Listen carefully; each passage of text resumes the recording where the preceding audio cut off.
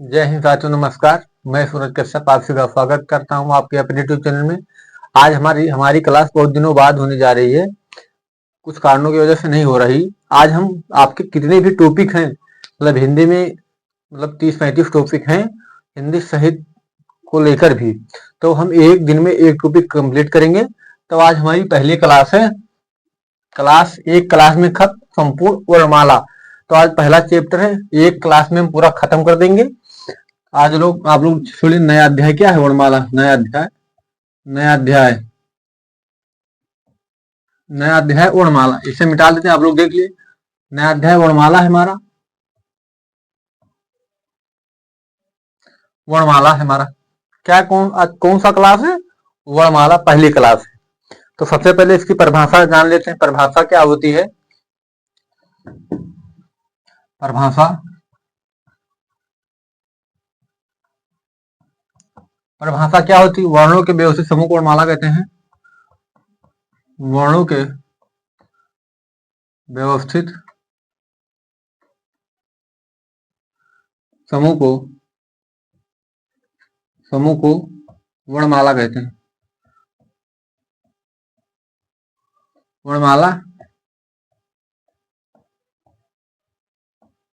वर्णमाला का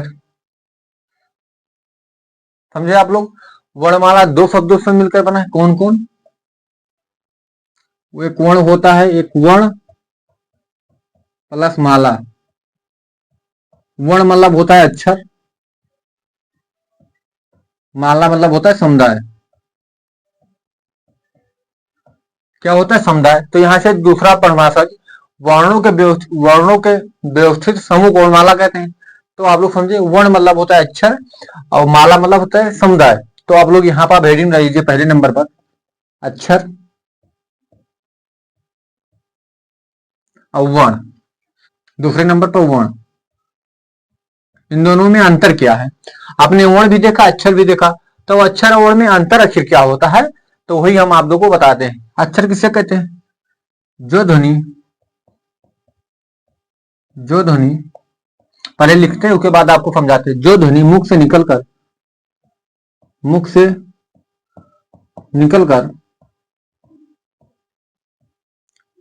आकाश में व्याप्त हो जाती है। आकाश में व्याप्त हो जाती है। उसे अक्षर कहते हैं। अक्षर कहते हैं। जैसे हमने आपको इतना सब लिखा, वाक्य लिख दिया पूरा। जैसे हम लिखे जो, तो जो हमने जैसे लिख दिया वर्ण हो गया। जैसे हमने लिखा है वर्ण हो गया, और जो हम बोले जो, तो क्या हो गया? अक्षर हो गया। जैसे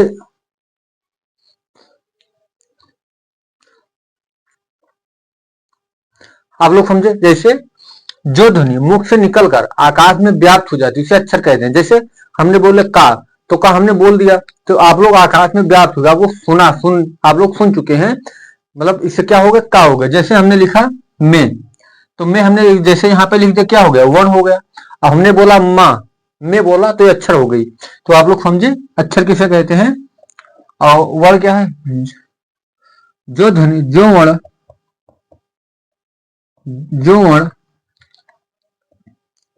वर्ण लिखित रूप दिया है। जो वर्ण क्या होता है? आप लोग बताएं। मुख से निकलने वाली ध्वनि, मुख से निकलने वाली ध्वनि लिखित रूप दे दें। लिखित रूप दिया जाता है कि लिखित रूप दिया जाता है, उन्हें हम क्या कहते हैं? वर्ण कहते हैं। क्या कहते हैं? वर्ण कहते हैं। तो आप लोग समझे कि जो मुख से निकलने वाली ध्वनि लिखित रूप दिया जाता है, उसे वर्ण कहते हैं। जैसे हमने एक अक्षर लिखा यहाँ पे का, जैसे हमने बोला का, इसे मिटा दे रहे हैं। पहले हमने बोला का, तो एक हमने अक्षर बोला और वो आकाश में व्याप्त हो गई। कहाँ गया? किसी को पता नहीं। जैसे हमने यहाँ पे लिख दिया का, तो क्या हो गया? वर्ण हो गया। अगर अक्षर को लिखित रूप दे दिया जाए तो वर्ण होता है, अब अक्षर को बोल दिया जाए तो वह, अगर इसे बोल दे तो अक्षर हो जाता है। आप लोग समझे? अब इसके चलते हैं अलग अलग पॉइंट पे।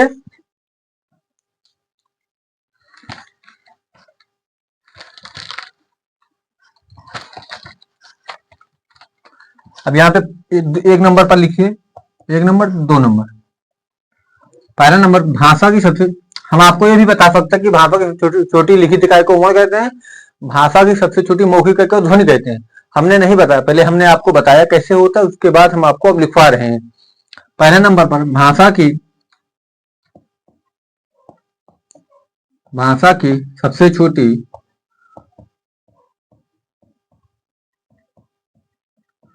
भाषा की सबसे छोटी भाषा से लिखित लिखित इकाई क्या है?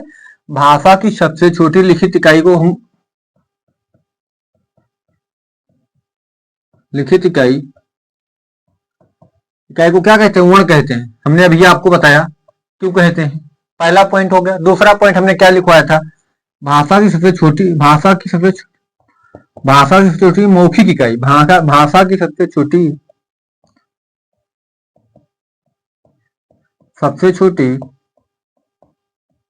भाषा की सबसे छोटी मौखिक इकाई क्या? जो मुख से बोला जाता है, मौखिक इकाई, इसे क्या कहते हैं? ध्वनि कहते हैं।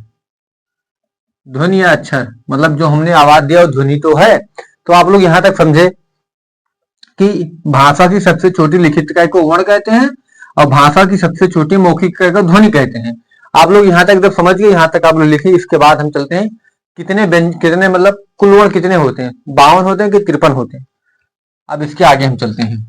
आज एक ही क्लास में पूरी वर्णमाला खत्म, चाहे 1 घंटा लगे चाहे 2, चाहे पूरी रात लगे।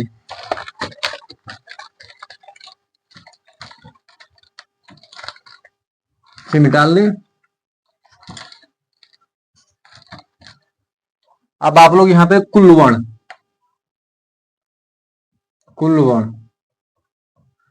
कितने कितने होते हैं और कैसे होते हैं? कुल वर्ण तो 53 होते हैं, 52 + 1, क्योंकि एक अभी जोड़ा गया विशिष्ट व्यंजन।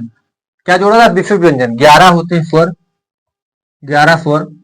25 ईश्वर व्यंजन, 25 ईश्वर व्यंजन होते हैं।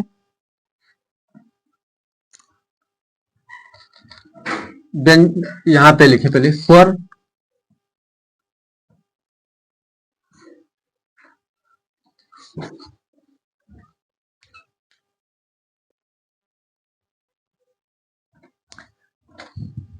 अभी लाइट जाने की वजह से थोड़ा प्रॉब्लम हो गया था। ये हम लिख दिए थे, पता ही नहीं चला कि मोबाइल बंद हो गई थी।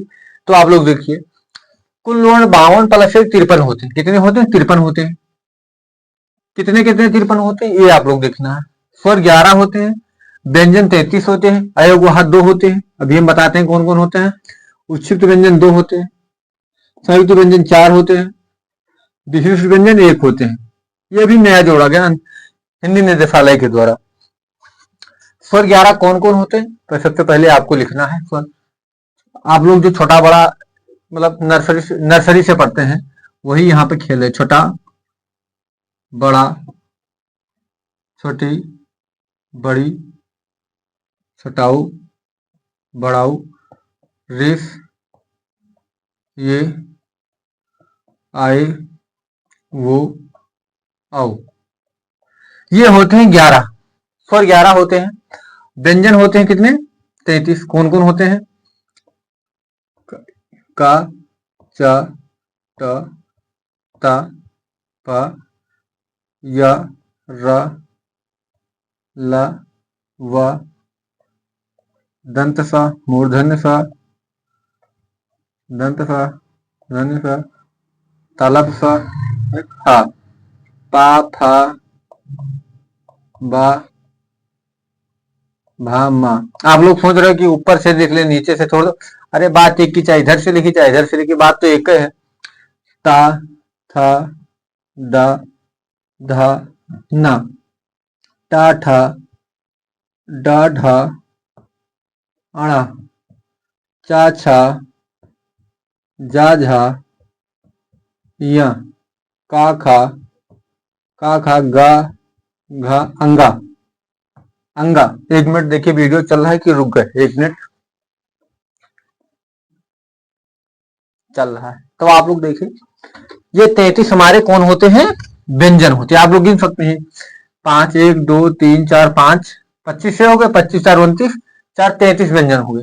अयोगुहा 2 होते हैं, अंग अवहा, इन्हें हम अलग अलग पढ़ेंगे। अनुस्वार इसे विसर्ग कहते हैं। आप लोगों को पूछा जाए अयोगुहा कितने, 2 होते हैं, ठीक है। उच्छिष्ट व्यंजन 2 होते, कौन कौन, यही 2 होते, ढ और ढा, ढा ढा। संयुक्त व्यंजन 4 होते हैं, कौन कौन, कसा, त्रा,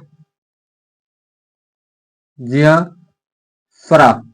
विशिष्ट व्यंजन 1 होते हैं, अंगूर 2 ठो, ये 2 अंगूर होते हैं। आप लोगों को ध्यान रखना है, ठीक है। ये हमारे होते हैं कुल 53 व्यंजन, 53 वर्ण होते हैं हमारे। और व्यंजन तो हमारे 33 व्यंजन हमारे होते हैं। इतना ईश्वर व्यंजन कहते हैं, इन्हें हम अंतर्गत व्यंजन कहते हैं। आप लोग लिख लीजिए, नहीं तो अलग नहीं बताते हैं, हम आपको इसे अलग से बताएंगे। अंतर्गत व्यंजन, इसे ऊष्म व्यंजन, ऊष्म व्यंजन। आप लोग इसे पढ़ लीजिए। उसके बाद हम चलते हैं, उसके आगे हम चलते हैं। आप लोग यहां तक हम मिटाल नहीं, फिर यहां पे लिख देते हैं, यहां पे केंद्रीय हिंदी निदेशालय के द्वारा, केंद्रीय हिंदी निदेशालय के द्वारा, निदेशालय के द्वारा 1985 में देवनागरी लिपि और हिंदी लिपि का मानवीकरण किया गया। क्या, देवनागरी लिपि,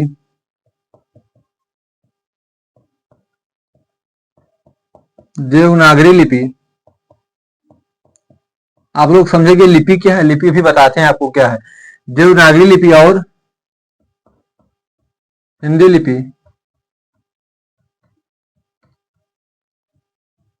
हिंदी लिपि का मानवीकरण किया गया। क्या मानवीकरण किया गया,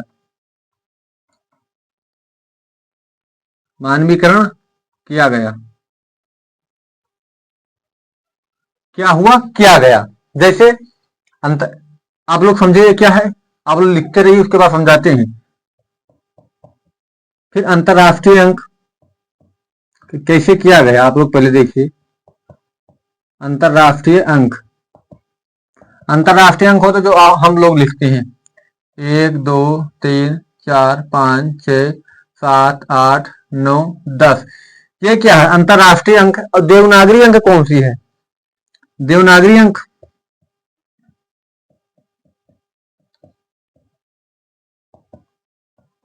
ये जो बाबा दादा लिखते थे। कैसे लिखते हैं, 1 मिनट देख लें, हमें पता भी नहीं है। ऐसे 2 3 2 4, ऐसे किस तरह लिखते थे, 4 5, ऐसे तो 6 7 कैसे लिखते थे, 6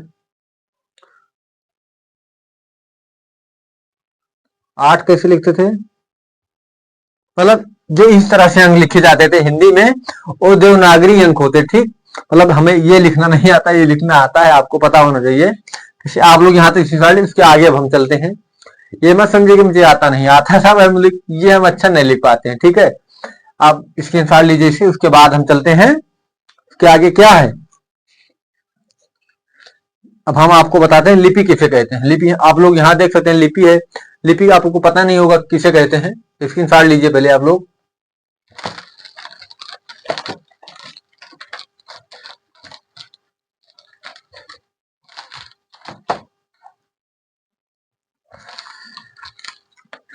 राहें जहां तक जाएगी राहगीर वहां तक जाएगा, ये दरिया से क्या पूछ रहा कि नीर कहां तक जाएगा। खींच धनुष की डोर निशाना साधो अपनी मंजिल का, बाद में देखा जाएगा कि तीर कहां तक जाएगा। विवेक सर का शायरी है जो बहुत मारते हैं क्लास में। आप लिखो, आप लोग लिखिए लिपि। लिपि किसे कहते हैं, किसी भाषा को लिखने का तरीका को लिपि कहते हैं। किसी भाषा को लिखने का तरीका, लिखने का तरीका लिखने का तरीका को लिपि कहते हैं। क्या कहते हैं? लिपि कहते हैं। क्या कहते हैं? लिपि कहते हैं। हिंदी हमारी देवनागरी लिपि है। ये एग्जाम में कई बार पूछ चुका कि हिंदी किस लिपि का है? देवनागरी लिपि का है। हम लिख देते हैं हिंदी देवनागरी लिपि का है। हिंदी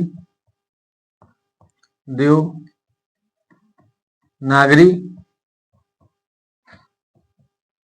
लिपि का है। हिंदी देवनागरी लिपि का, ये आपको ध्यान होना चाहिए, ठीक है। ये एग्जाम में कई बार पूछ चुका कि हिंदी किस लिपि का है? जो देवनागरी लिपि का है। यहां तक आप लिखे। अब हम चलते हैं स्वर किसे कहते हैं, व्यंजन किसे कहते हैं।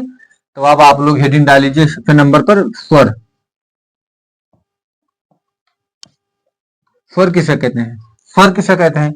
आप लोग अभी तक स्कूलों में बहुत पढ़ा होगा स्वर व्यंजन, ये सब बहुत पढ़ा, लेकिन आप लोग पता नहीं होगा, मतलब आप लोग जान चुके होंगे, बहुत दिन से तैयारी कर रहे होंगे आप लोग। स्वर किसे कहते हैं? जो वर्ण स्वतंत्र रूप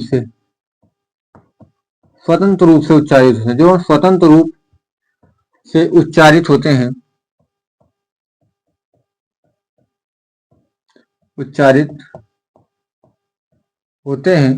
जो वर्ण स्वतंत्र रूप से उच्चारित होते हैं उन्हें स्वर कहते हैं। स्वर कहते हैं। इनकी संख्या 11 होती है, हमने आपको बताया। अगर एक चीज बताना चाहते हैं, हम कैरियर बिल में पढ़ाना चाहते हैं, अगर मेरी ये वीडियो राकेश सर तक जाएगी तो आप लोग जरूर उनके तक पहुंचाइएगा, और मेरी बात आप लोग उनके तक जरूर पहुंचाएं, राकेश यादव सर के पास। जो वह स्वतंत्र रूप से उच्चारित होते हैं उन्हें स्वर कहते हैं। जैसे हमने आपको बताया का, बड़ा, ये बताइए आप लोग, ये किसी का सहायता लेते हैं आ। अगर हम लिख देते का, ये तो उच्चारित होता का वाले लेते हैं, कैसे का धना, तो ये व्यंजन है। व्यंजन में स्वर को, व्यंजन बिना स्वर की सहायता से बोला ही नहीं जाता है, अगर बोला जाएगा तो आधा होगा, ठीक है। तो आप लोग समझे, अगर स्वर है, स्वर बिना किसी सहायता से बोला जाता है, उन्हें क्या कहते हैं? स्वर कहते हैं। इनकी संख्या 11 होती है, हमने आपको बता दिया। आप लोग समझे स्वर किसे कहते हैं? जो छोटा है, किसी की सहायता से नहीं, पूरा, छोटा, छोटी, छटाऊ आदि आप लोग लिख सकते हैं 11 हो अपने बुक में। हम आपको बता दें कि जो वह स्वतंत्र रूप से उच्चारित होते हैं स्वर कहते हैं, ठीक है। दूसरे नंबर पर व्यंजन। क्या है व्यंजन? व्यंजन क्या है? जो वर्ण व्यंजनों की सहायता से बोले जाते हैं, जो वर्ण व्यंजनों की सहायता से बोले जाते हैं, जो वर्ण स्वरों की सहायता से, जो वर्ण स्वरों की सहायता से बोले जाते हैं व्यंजन कहते हैं। क्या कहते हैं? व्यंजन कहते हैं। क्या कहते हैं? व्यंजन कहते हैं। हमने आपको बता दिया कि 11 स्वर होते हैं। जैसे यहां पर आप लोग अप्लाई करिए, आप इससे हमने लिखा का, की, कु,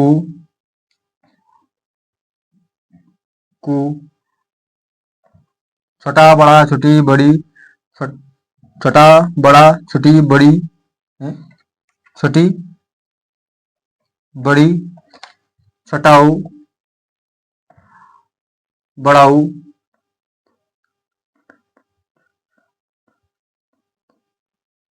बड़ाऊ, रिस, ये आए, वो आओ। हमने यहाँ पर 11 स्वर लिख दिया है। आप लोग देखते हैं 4 3 7 4 11। अब आपको इनसे अलग करना है, स्वर को अलग करना है, उसके बाद का को उच्चारित करना है। देखो कैसे उच्चारित हो, जैसे यहाँ पे का है तो आप का उच्चारण करते का, तो इसमें आ की आवाज आती है, तो का धन आ। अब बताओ ये ऐसा लिखा जाएगा? अगर हम स्वर को हटा दिए तो ये व्यंजन का क्या मतलब? व्यंजन को ऐसे थोड़ा लिखा जाता है। अगर हम इसे लिख दिए इसे और का को हटा दी, का आवाज आता है, उसको हटा दी, तो तब भी तो का लिखा है, नहीं। अगर हम स्वर को अलग करते हैं तो इसके नीचे हलंत लगाते हैं। क्या लगाते हैं? हलंत। अब ये स्वर रहित है, अभी व्यंजन सिर्फ बचा। क्या बचा? सिर्फ व्यंजन। स्वर को आप अलग कर दिए, क्या बचा? व्यंजन बचा। अब इसमें स्वर नहीं है।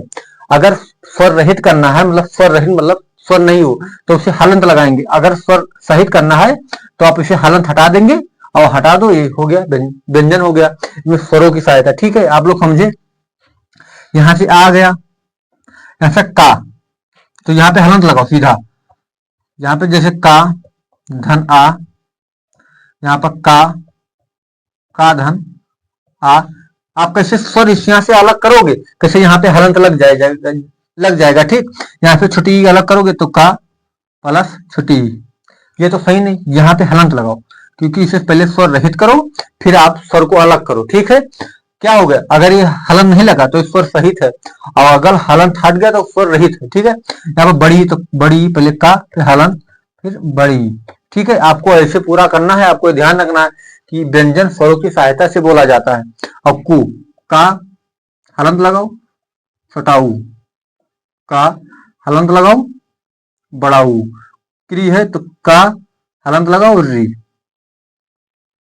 री, री एक स्वर, अभी हम आपको आगे बताएंगे कि री एक व्यंजन के रूप में प्रयुक्त होता है। ठीक है, मतलब लिखने के आधार पर व्यंजनों की संख्या 10 होती है। हम आगे बताएंगे आपको।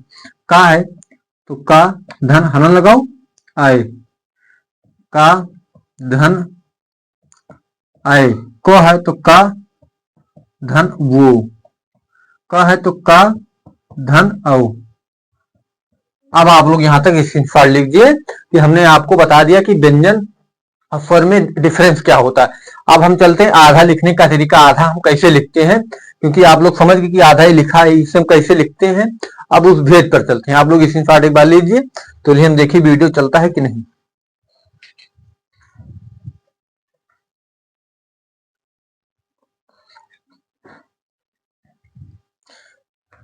ठीक, वीडियो चल रहा है, आप लोग देख सकते हैं।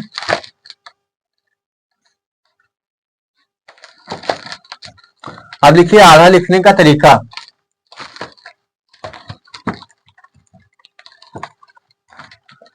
आधा में लिखने का तरीका, व्यंजनों को आधा लिखने का तरीका इस तरह लिख लीजिए। क्या? व्यंजनों को आधा लिखने का तरीका। एक सेकंड। व्यंजनों को आधा लिखने का तरीका। व्यंजनों को आधा लिखने का तरीका। आप लोग ये जानते होंगे कि ये खड़ी, ये शिरोरेखा है, और ये खड़ी, पीछे क्या कहते हैं? शिरोरेखा। शिरोरेखा, इसे क्या कहते हैं? खड़ी पाई। खड़ी पाई कहते हैं। क्या कहते हैं? इसे खड़ी पाई कहते हैं, इसे शिरोरेखा कहते हैं। अब हमने आपको 33 बताया था, उसे हम 3 भागों में बांटेंगे। कैसे? 2,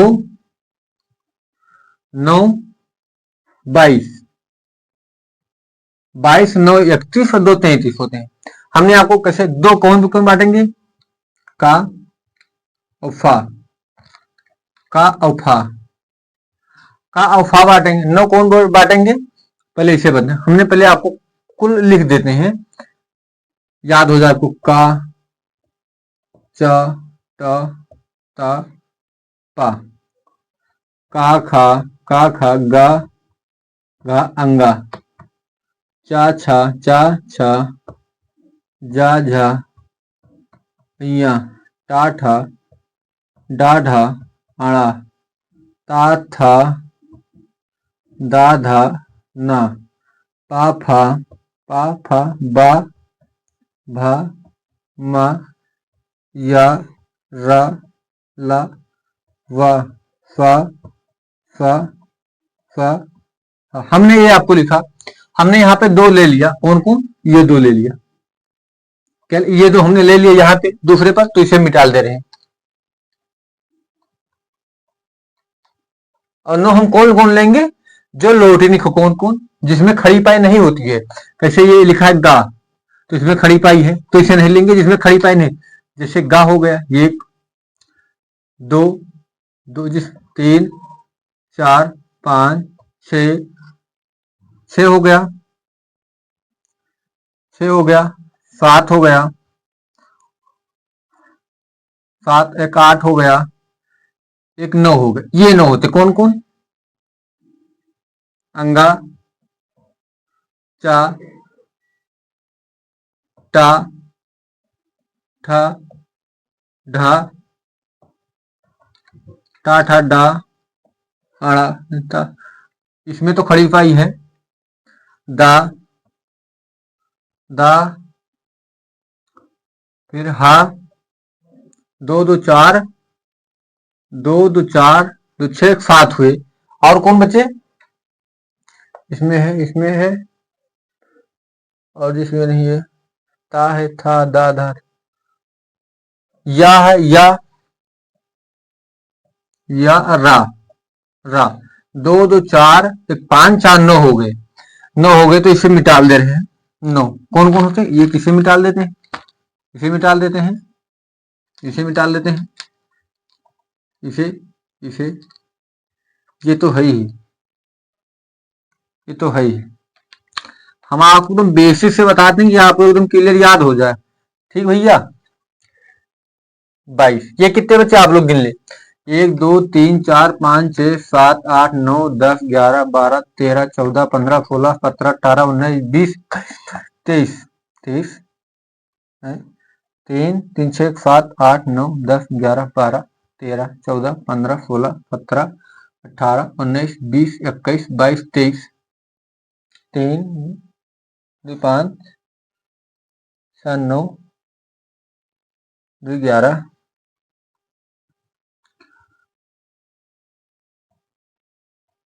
33 होता है। 33 एक में कोई ज्यादा तो नहीं लिखा है। 1 2 3 4 5 6 7 8 9 10 11 12 13 14 15 16 17 18 19 20 21 22 22 हैं। आप लोग समझे कि ये हमारे होते हैं टोटल। तो आप लोग यहाँ पे एक लाइन खींच लो सीधा। उसके बाद हम आपको अब बताते हैं टोटल। ये 2 हैं, इन्हें कैसे लिखना है, आधा कैसे लिखना है, इनको कैसे आधा लिखना, इनको कैसे आधा, सब हम आपको बताते हैं। तो आप लोग इनको कैसे लिखना है, यहाँ पे पहले लिखिए। इनको आधा लिखने के, यहाँ पे पहला पॉइंट है, आधा लिखने के लिए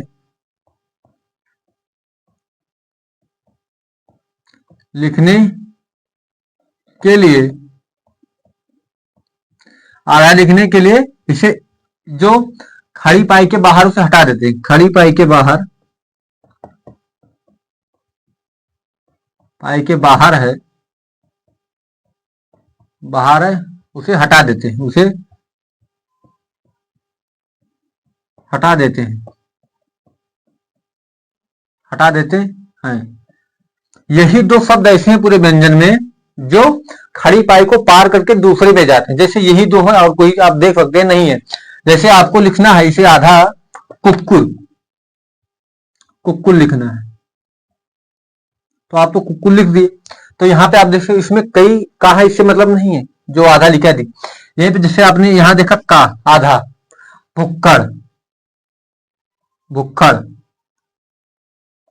भुक्खड़, देख सकते हैं भुक्खड़ लिखा है, भुक्खड़। तो इसमें का आधा, इसमें का आधा, इसमें हम पूरा नहीं किए, इसमें पूरा हम नहीं किए तो पूरा हो जाता, आधा लिखना है इसे, इसमें आधा, इसे आधा कर देते हैं। ठीक है। अच्छा, इसको लिखना, इसको भी आधा कर देते हैं। जो आधा लिखने के लिए सिर्फ हम इसे हटा देते हैं, बस ये आधा हो जाता है। ठीक है। ये हमारा पहला नियम कहता है का और फा के लिए। अब हमारा दूसरा क्या है? दूसरा आधा लिखने के लिए हलंत लगाते हैं। आधा लिखने के लिए, लिखने के लिए, लिखने के लिए, आधा लिखने के लिए, आधा लिखने के हलंत लगाते हैं। हलंत,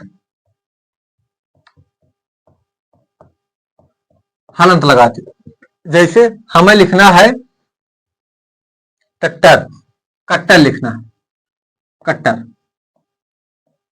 कट्टर लिखना, हमने लिख दिया कट्टर। तो ये तो 2 टा है, इसे द्वितीय व्यंजन कहते हैं। अगर अभी हम आपको आगे बताएंगे पहले जान लीजिए, अगर सही नहीं लिखा ये, अगर दो व्यंजनों के बीच ये रा है, अरे यार दोबारा लिख दी, हाँ तद्दन, यहां पे देखिए दो व्यंजनों के बीच में अगर दो हटा है तो एक का पे हलंत लग जाता है क्योंकि ये लोटनिक है। यही 9 ऐसे हैं जो लोटनिक हैं, इनको हटाने के बाद हम मतलब इनको आधा लिखने के लिए हमें हलंत का प्रयोग किया जाता है। क्या हलंत लगाते हैं, क्या लगाते हैं, हलंत लगाते हैं। हलंत, हलंत क्या लगता है क्योंकि यह स्वर रहित होगी, इसमें स्वर नहीं है, और इसमें स्वर है। जिसमें हलंत लगा है वो स्वर रहित है, मतलब व्यंजन सिर्फ है, और जिसमें हलंत नहीं लगा वो पूर्ण व्यंजन है, स्वर सहित है। तो आप लोग समझे, देखिए कैसे देख सकते हैं, कैसे कुम्हार लिखा है, यह लिखा है, रा लिखा है, लिख सकते हैं आप लोग, ढा लिखा है, ढक्कन लिख सकते हैं, ढक्कन नहीं, आप लोग बनाकर लिख सकते हैं। हमने आपको 2 शब्द बताया, ठीक है। कैसे, अगर इनको आधा लिखने के लिए हम हलंत का प्रयोग करते हैं, और इनको यहाँ पे लिख देते हैं, इसको उठा के यहाँ पे लिख देते हैं। तीसरे नंबर पॉइंट पर इनको आधा लिखने के लिए, आधा लिखने के लिए, लिखने के लिए, लिखने के लिए खड़ी पाई हटाते हैं, पाई हटाते हैं। क्या करते हैं, खड़ी पाई हटाते हैं। हमने अभी आपको ऊपर बताया खड़ी पाई ही शिरोरेखा है, तो खड़ी पाई इसमें हटा देते हैं, लिख देते हैं। जैसे कोई शब्द आप लिखकर बताइए, सा लिखा है,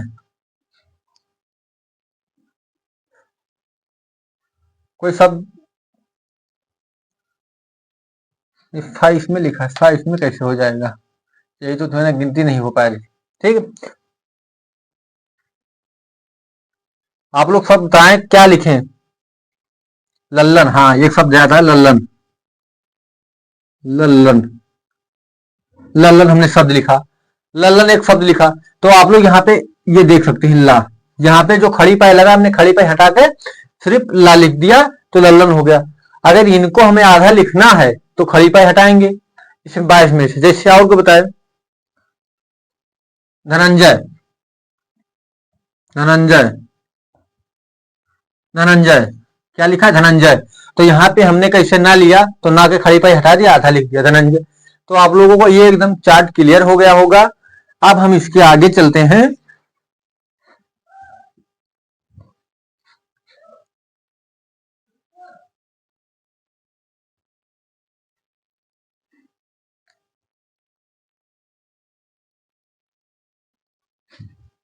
अब हमारा इसके आगे का क्या है,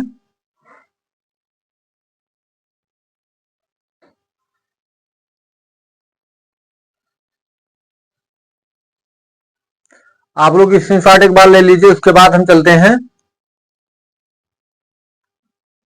एक बार स्क्रीनशॉट आप लोग ले चुके होंगे, अब चलते हैं बिंदु लगाने का सही तरीका। बिंदु कहाँ कहाँ लगाया जाता है, कहाँ कहाँ नहीं लगाया जाता, क्योंकि बहुत लोग बिंदु में परेशान रहते हैं, ऊपर लगाए कि नीचे लगाएं, आगे पीछे कहाँ बिंदु लगाएं।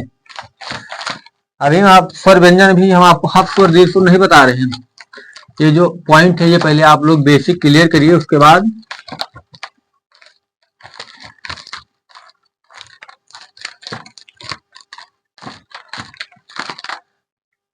आप लिखिए बिंदु लगाने का सही तरीका।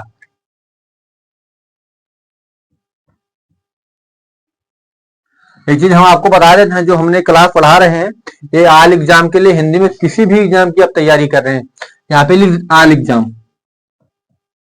आल एग्जाम हिंदी, आल एग्जाम हिंदी। भारत में कोई भी एग्जाम हो रहा है इसमें हिंदी आ रही है और माला, तो यहाँ से बाहर एक क्वेश्चन भी नहीं जाएगा, गारंटी हमारी है। तो बिंदु लगाने का सही तरीका, बिंदु लगाने का सही तरीका, सही तरीका, बिंदु आखिर लगता कहाँ कहाँ है, यही हम आपको पहले बताएं। जैसे ये खड़ी पाई है, हमारा शिरोरेखा है, खड़ी पाई, एक बिंदु यहाँ पे लिखे अनुसार, ये पंचमा अक्षर, ये उच्छुक व्यंजन, ये अरबी फारसी शब्द, 4 बिंदु हमारे लगते हैं। 4 बिंदु कहाँ का लिखते हैं हमने आपको बताया। अब चारों के नियम बताते हैं। जैसे पहला है पंचमा अक्षर। ये पंचमा अक्षर में बिंदु का प्रयोग से, ये क्या है? पंचमा अक्षर।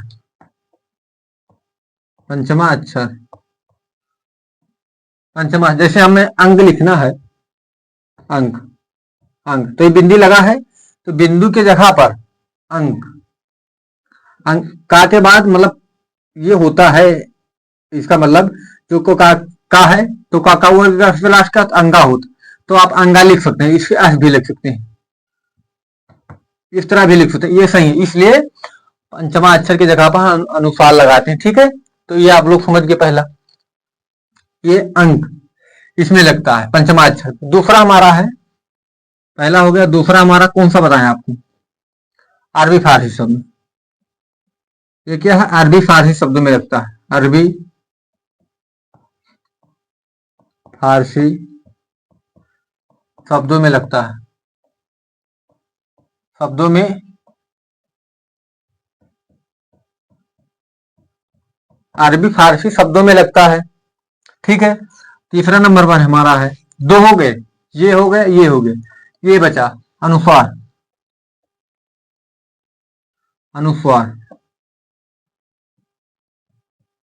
अनुस्वार कहाँ का लग, जैसे अंक हो गया, अंक में लगता है, दंत में लगता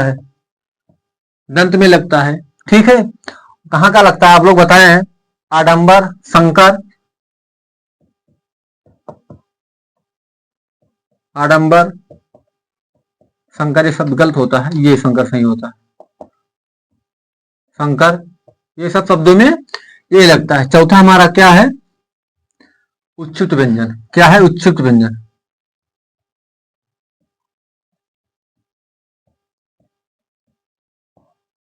उच्छिप्त व्यंजन, उच्छिप्त व्यंजन कैसे लगता है आप लोग बताएं? उच्छिप्त व्यंजन दो होते हैं, आपको ध्यान रखना है, ये दो होते हैं उच्छिप्त व्यंजन। ठीक है, तो ये हमारे 5 होते हैं जो लगते हैं। अब हम चलते हैं जहां पर बिंदी नहीं लगती, वो 5 नियम जान लीजिए, उसके बाद मतलब बिंदी लगाने का तरीका खत्म एकदम। कौन कौन होते हैं?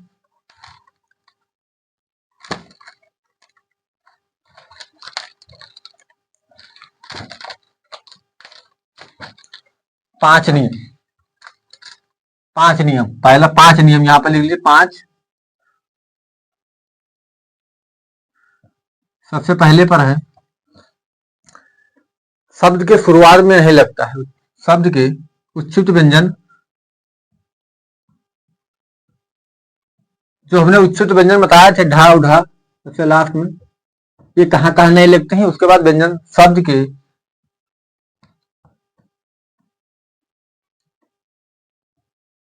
शुरुआत में नहीं लगता है, शब्द की शुरुआत में नहीं लगता है, नहीं लगता है, शब्द के शुरुआत में उच्छिप्त व्यंजन नहीं लगता है। जैसे डमरू हो गया, डरपोक हो गया, तो आप लोग यहाँ पर देख सकते हैं डाडा लिखा, इसमें कोई उच्छित व्यंजन का प्रयोग नहीं हुआ। ये आपको यहाँ शब्द के शुरुआत में नहीं उच्छित व्यंजन नहीं लगता है, हमने यहाँ पे लिख दिया उच्छित व्यंजन। ठीक है, पहला नियम। दूसरा नियम क्या कहता है? अंग्रेजी के शब्दों में उच्च व्यंजन नहीं लगता है,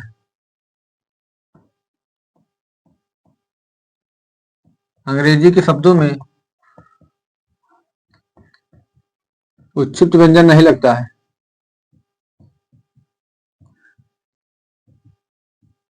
नहीं लगता है, नहीं लगता है। जैसे उच्छित व्यंजन नहीं लगता है, रोड, बोर्ड, ये सब अंग्रेजी के शब्द हैं। डायरेक्टर तो पहले ना आ गया, बोर्ड, रोड, ये सब अंग्रेजी के शब्दों में उच्छित व्यंजन का प्रयोग नहीं होता है। तीसरा नियम है, द्वित्व व्यंजन में उच्छित व्यंजन का प्रयोग नहीं होता है, द्वित्व व्यंजन में उच्छित व्यंजन प्रयोग नहीं होता है, उच्छित व्यंजन प्रयोग नहीं होता है, प्रयोग नहीं होता है। प्रयोग नहीं होता है, मतलब मतलब जब दो टिड्डी हो गया,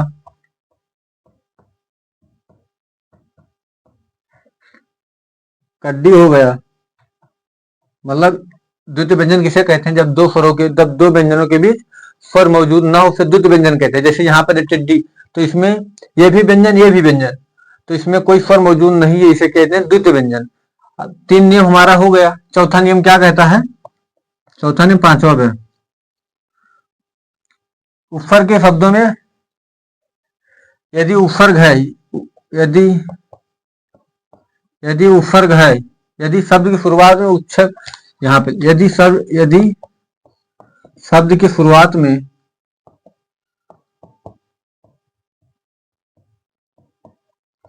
उपसर्ग है, उपसर्ग है तो द्वितीय मतलब उच्छिक्त नहीं लगता है, उच्छिक्त नहीं लगता है, नहीं लगता है, नहीं लगता है। जैसे कोई शब्द है निडर, निडर, तो निडर एक उपसर्ग है, इसमें उच्छिक्त व्यंजन का प्रयोग नहीं होता है। 4 हमने बताया। 5वां और लास्ट हमारा क्या है? यदि शब्द के पहले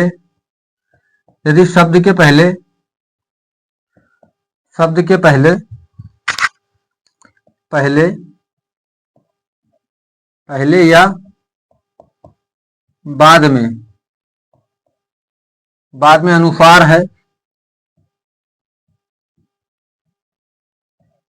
अनुस्वार है, यदि शब्द के पहले या बाद में अनुस्वार है तो उच्छिक्त व्यंजन नहीं लगता है, उच्छिक्त व्यंजन नहीं लगता है, उच्छिक्त व्यंजन नहीं लगता है। क्या है? नहीं लगता है, नहीं लगता है। आप लोग बताएं उच्छिक्त व्यंजन कैसे? आडंबर, क्या हमने बताया? हमने यहाँ पे लिख दिया था, आडंबर नहीं लिखा था, आडंबर। यहाँ पे देख सकते हैं कि उच्छिक्त व्यंजन लगा है, नहीं लिखा है। ये 5 नियम है हमारे, 1 2 3 4 5, ये आप याद कर लेंगे तो आपको कभी बिंदी लगाने की ये दिक्कत नहीं होगी, हम कहाँ लगाएं कहाँ नहीं लगाएं। ठीक है, अब इसे आप लोग एक बार इससे निकाल लीजिए, उसके बाद हम देखें कि वीडियो चलता है कि रुकता है, क्योंकि बेर बेर देखना पड़ता है।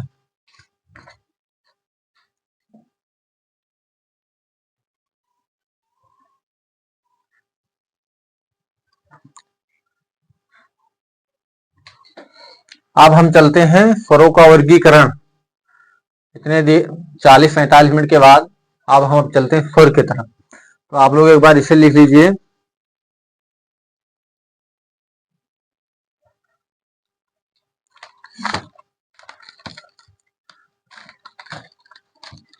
एक चीज आप लोग ध्यान रखिएगा, व्यंजन की कोई मात्रा नहीं होती, हम लिखवाएंगे परंतु बता दे रहे हैं आपसे, व्यंजन की कोई मात्रा नहीं होती, स्वर की ही मात्रा होती है। ठीक है भाई, स्वर की मात्रा होती है, और स्वर हमेशा व्यंजन के बाद आता है, स्वर हमेशा व्यंजन के बाद आता है। ये 2 पॉइंट लिखवा देते हैं, बहुत लोग कंफ्यूज होता है। ये 1 नियम 2 नियम, व्यंजन की मात्रा नहीं होती है, व्यंजन की मात्रा नहीं होती है, मात्रा नहीं होती है। दूसरा है स्वर हमेशा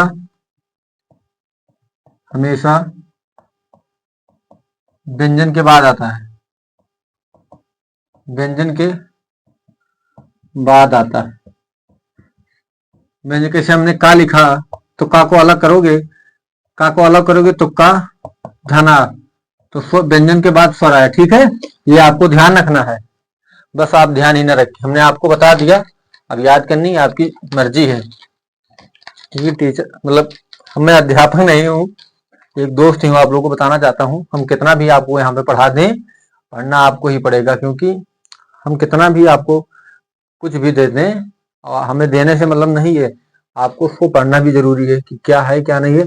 ये बोर्ड आप जो देख रहे हैं, इसका ये बोर्ड पे पढ़ा रहे हैं, तो बहुत लोग कहेंगे कि इस पे क्या होगा क्या होगा, तो ये बताना चाहते हैं उनको, क्योंकि हम हाथ से लिख कर पढ़ाते हैं। अगर ये डिजिटल बोर्ड हो तब भी उसमें हाथ से लिख के, बस ये बिगाड़ना मत करता, हटा दो, हट गया, इसमें बिगाड़ना पड़ता है बीरबल, इतना ही फर्क है। ठीक है, अब वहां तक हो गया। अब चलते हैं स्वरों का वर्गीकरण। स्वरों का वर्गीकरण,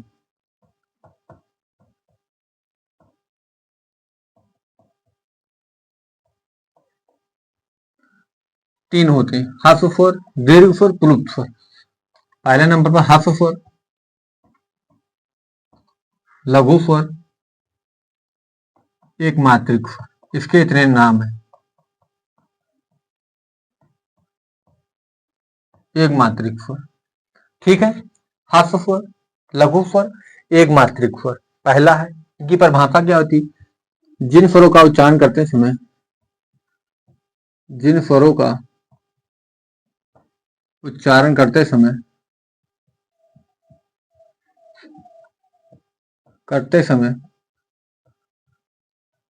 जिन स्वरों का उच्चारण करते समय कम समय लगे या एक गुना समय लगे, एक गुना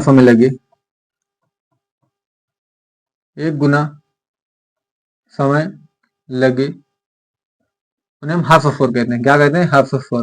ह्रस्व स्वर हमने बताया एक गुना या कम समय, ये दोनों सही है। ठीक, सबसे ज्यादा एग्जाम में ये पूछा गया है कि कितने गुना समय। टीजीटी में पूछा गया था किन स्वरों का उच्चारण करते समय 3 गुना समय लगता। तो प्लुप्त स्वर भी हम आपको बताएंगे, इनकी संख्या 4 होती है। कितनी संख्या? 4 होती है। कौन कौन? छोटा, छोटी, छोटाऊ, रिफ। एक चीज हम आपको बताना चाहे, हम आपको छंद पढ़ाएंगे, मात्रा गिनना, तो इसकी बहुत जरूरत पड़ेगी। आपको एकदम रटा होना चाहिए कि ह्रस्व स्वर या लघु स्वर एक इसकी मात्रा एक होती है। ठीक है, एक मात्रा होती है, ये आपको ध्यान रखना है। इनकी अगर पूछे ह्रस्व दीर्घ कितने होते तो 4, बोले कि मात्रा बाद में याद रख लेना, बोले कि याद रखना कि एक मात्रिक होते। ठीक, दूसरा है हमारा दीर्घ मात्रिक, दीर्घ मात्रिक या द्विमात्रिक, द्विमात्रिक, द्विमात्रिक। इनसे दुगना समय लगेगा। जिन स्वरों का उच्चारण करते समय, जिन स्वरों का उच्चारण करते समय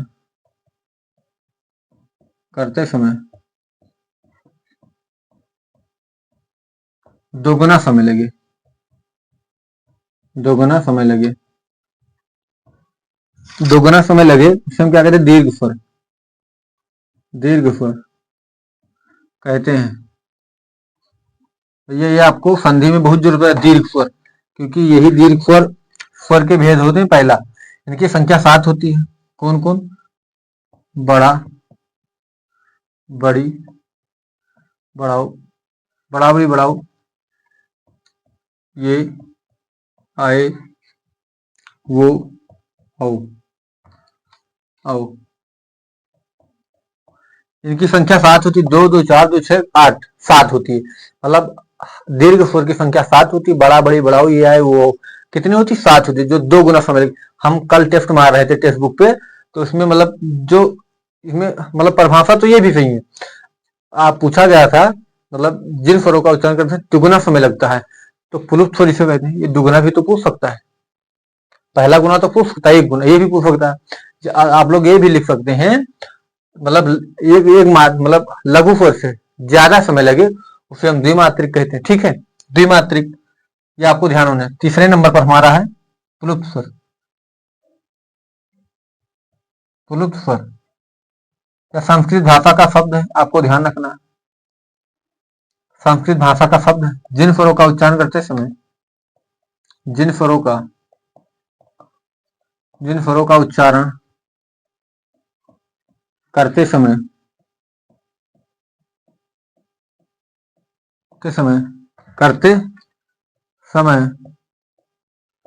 त्रिगुना समय लगे, यही पूछा गया था। त्रिगुना समय लगे, त्रिगुना समय लगे, त्रिगुना समय लगे, उसे क्या कहते हैं? लघु स्वर, नहीं, प्लुप्त स्वर कहते हैं।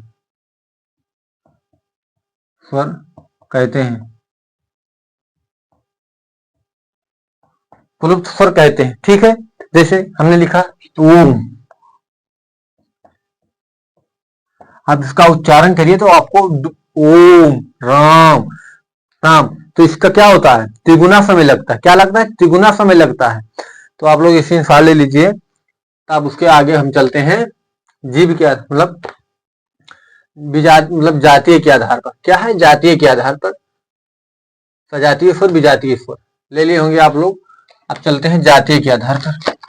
यही हमें पढ़ना, अलग अलग करना है। 3 4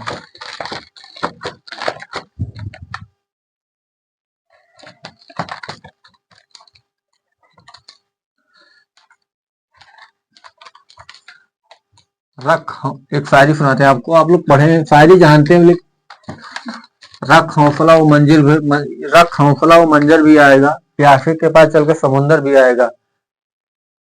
आगे हम भूल गए भैया, आप लोग बताओ। जैसे बनारस में है कुआं 1 कुआं 8, मतलब ये कुआं से 8 कुआं भर जाता है, तो वही चीज है। तो आप लोग अब छोड़िए जातीय के आधार पर, जातीय के आधार पर विभाजन। जातीय के आधार पर विभाजन।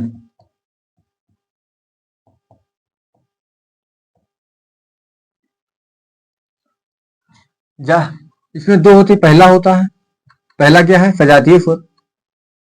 2 होते हैं, एक एक पढ़ते हैं। 2 सजातीय स्वर। सजातीय, इनकी परिभाषा क्या? जिन स्वरों का उच्चारण समान जाति में, जिन स्वरों का निर्माण, जिन स्वरों का निर्माण, उच्चारण है निर्माण, समान जाति में हो, जाति में हो, उसे क्या कहते हैं? सजातीय स्वर कहते हैं। क्या कहते हैं? सजातीय स्वर। सजातीय स्वर कहते हैं। जैसे इसमें कितनी संख्या होती है? 3, बड़ा, बड़ी, बड़ऊ, ये 3 होते हैं। अब आप लोग समझे कि इसका निर्माण कैसे होता है, तो हम आपको बताते हैं ना, नवीन सर के चेले हैं। जैसे छोटा प्लस छोटा मिलकर बड़ा आ बनता है, छोटी प्लस छोटी मिलकर बड़ी बनती है, छोटाऊ प्लस छोटाऊ मिलकर बड़ा बनता है। ये हम डाल दे रहे हैं आपको। इधर देखिए, ये भी छोटा छोटा ये सामान्य जाति में मेल हो गया, क्योंकि ये भी छोटा, ये भी छोटा, सामान्य जाति हो गया। छोटी प्लस छोटी, छोटा प्लस, अलग से नहीं मिला कुछ, इसलिए छोटा प्लस छोटा बड़ा, छोटी प्लस छोटी, छोटी प्लस छोटी बड़ी, छोटा प्लस छोटा बड़ा। ये हमने आपको संधि में पढ़ाया था, आप लोग क्लास देखेंगे कि बड़ा बड़ी बड़ाओ ये दीर्घ संधि होता है। क्या होता है? दीर्घ संधि होता है। तो आप लोग पहला समझ गए, पहला समझ गए। हम इधर इसे मिटाल दे रहे हैं, यही लिखते हैं, बड़ा, बड़ी, बड़ाऊ। ठीक है, यहाँ पर भी लिख देते हैं, छोटा प्लस छोटा मिलकर बड़ा, छोटी प्लस छोटी मिलकर बड़ी, छोटाऊ प्लस छोटाऊ मिलकर बड़ाऊ। ठीक है, अब हम चलते हैं विजातीय पर। दूसरे नंबर पर क्या है भैया? आप लोग बताते रहिए सीधा।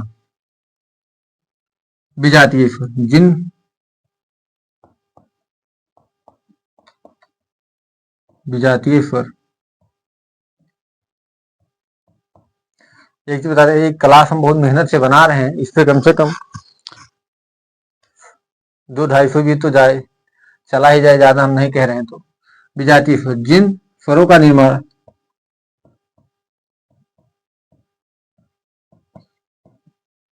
जिन स्वरों का निर्माण, जिन स्वरों का निर्माण विभिन्न जाति में होता है, विभिन्न जाति में होता है,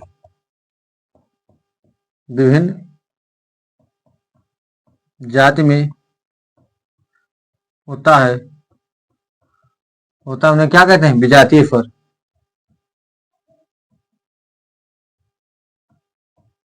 विजातीय स्वर, विजातीय स्वर कहते हैं। इनकी संख्या 4 होती है। 3 ही हो गए तो 4 हो गए। कौन कौन? कौन कौन बता? ये, आए, वो, औ। इनका निर्माण कैसे होता है ये आप लोग देख लीजिए। संधि में तो हम आपको ये बहुत क्लियर से बताएंगे, यहाँ पर भी बताते हैं, आप लोग देख लीजिए, ध्यान रखिएगा, आप लोग याद रखिएगा ये का निर्माण कैसे होता है।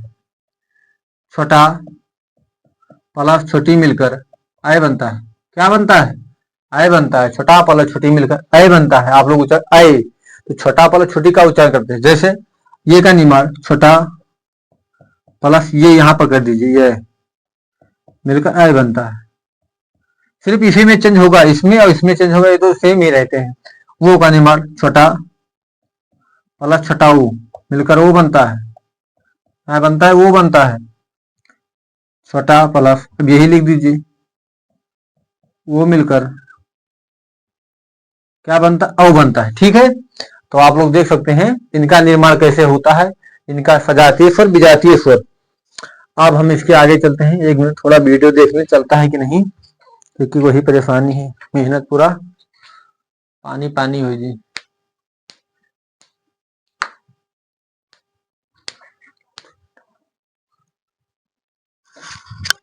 हाँ, अब हम चलते हैं जीवा के आधार पर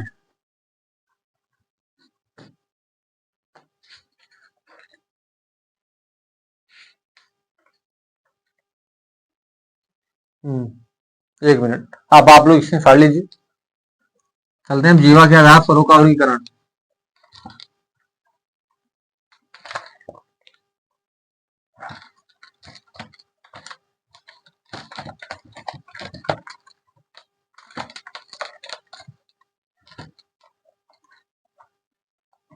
सबसे पहले आप लिखिए मुखा आकृति के आधार स्वरों का वर्गीकरण। मुखा,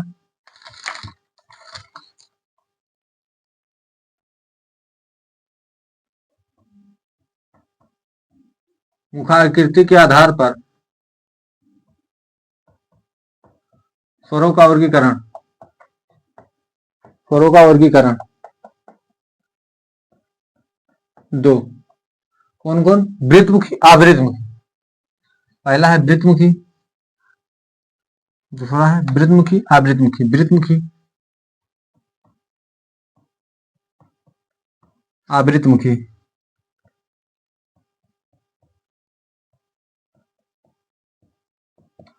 आप वृत्तमुखी किसे कह रहे हैं, आप लोग जिन स्वरों का उच्चारण करते समय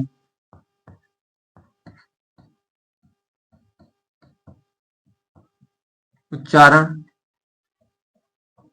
करते समय मुख गोलाकार बने, मुख गोलाकार बने, मुख गोलाकार बने, उसे हम वृत्तमुखी कहते हैं, उसे वृत्तमुखी कहते हैं।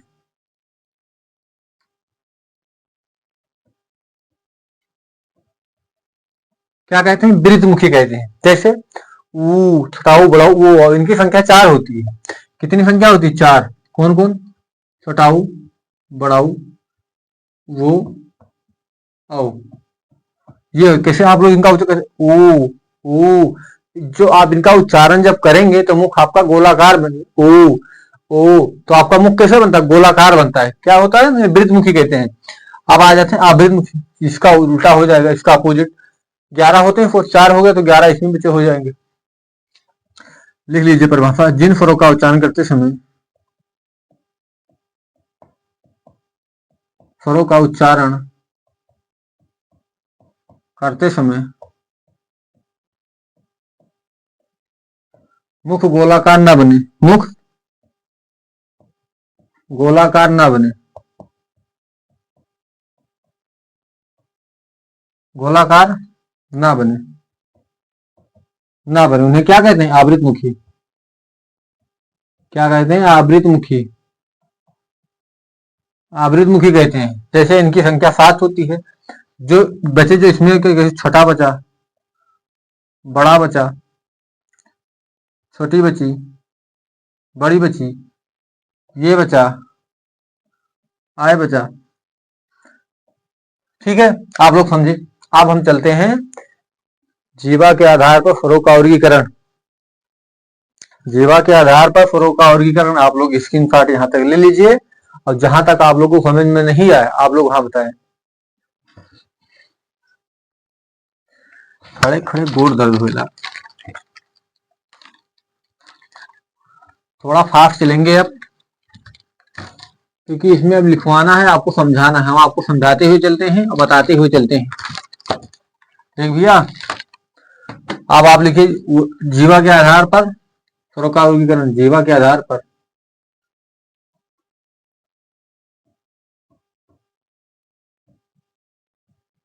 आधार पर स्वरों का वर्गीकरण 3 होते हैं।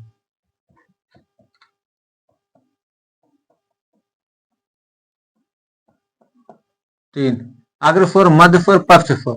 क्या होता है अग्र स्वर, मध्य स्वर, पश्च? पहले होता है अग्र स्वर, अग्र स्वर, दूसरे पे होता है मध्य स्वर, तीसरे पे होता है पश्च स्वर।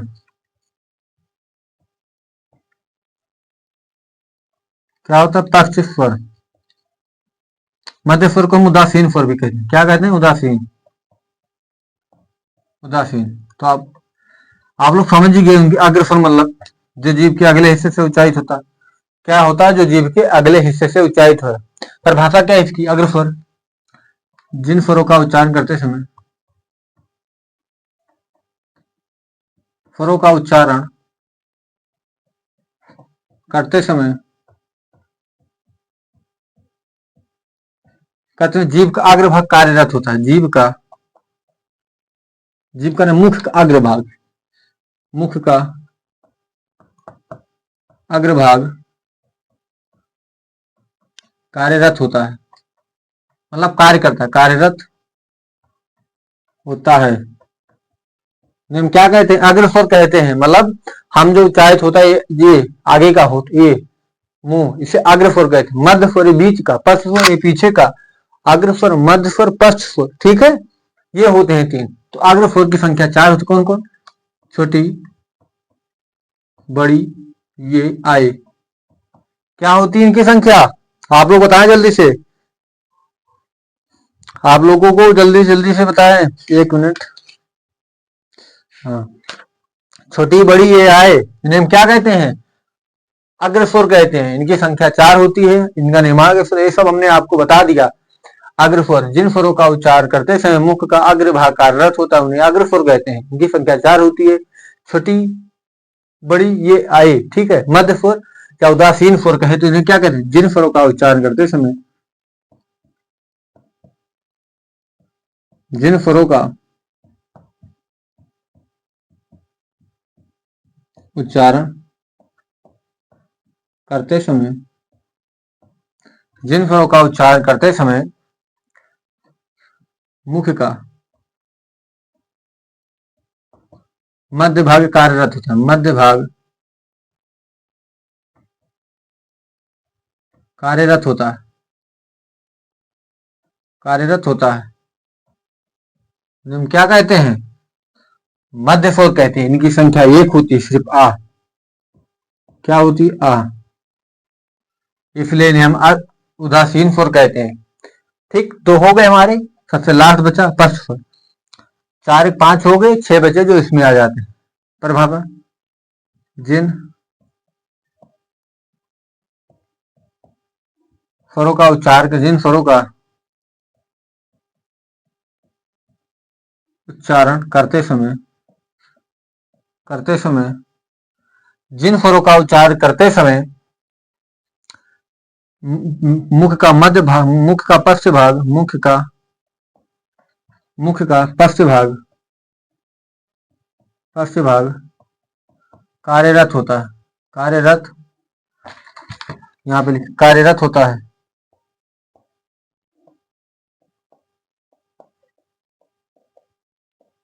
कार्यरत होता है उन्हें हम क्या कहते हैं? पश्च स्वर कहते हैं। पश्च स्वर कहते हैं। जिन स्वरों का उच्चारण करते समय मुख का पश्च भाग कार्यरत होता है उन्हें पश्च स्वर कहते हैं। आपको याद हो गया होगा, जो बच्चे इसमें आ जाते हैं कौन कौन? बड़ा बचा एक, लिख दे बैठ। क्या बचा? बड़ा बचा।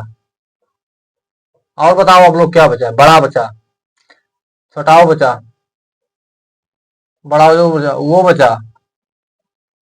और बचा 3 2 5 6 4 10। इनमें हम वो नहीं लेते हैं। क्या नहीं लेते हैं? अभी हम आपको उसका री का मतलब भी बताते हैं क्योंकि नहीं लिखने के आधार पर स्वरूप संख्या 10 होती है। अभी हम आगे बताएंगे रा के भेद। ठीक, यहाँ तक आप लोग लिखिए पहले। समझ में आ रहा है आप लोगों को एकदम? 1 मिनट आप लोग रुक जाएं।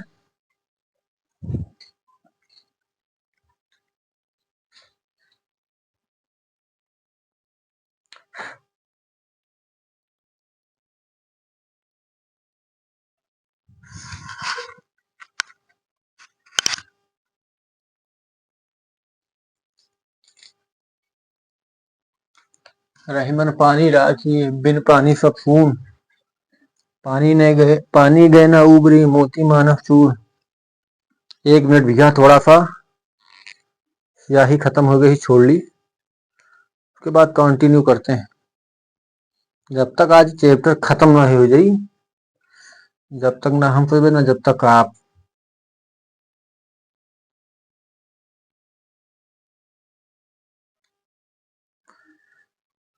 रहीमन पानी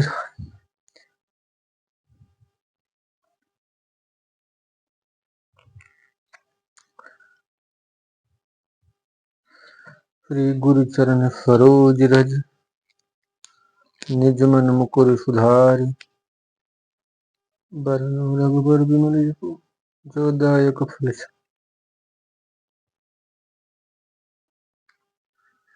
या मौज मस्ती से पढ़ो, शांति से, फिर कंटिन्यू बनाते रहो। मेरा जीडी एक बार क्लियर हो गया है, बस फार्म गलत भर जाने की वजह से साला पूरा दिन खराब कर दिया पेपर। फिर तैयारी लगी है, होगा सिलेक्शन, आज नहीं तो कल होगा जरूर। ठीक, इसे मिटाल दे रहे हैं आप लोग, इसी हाल ले लीजिए बात।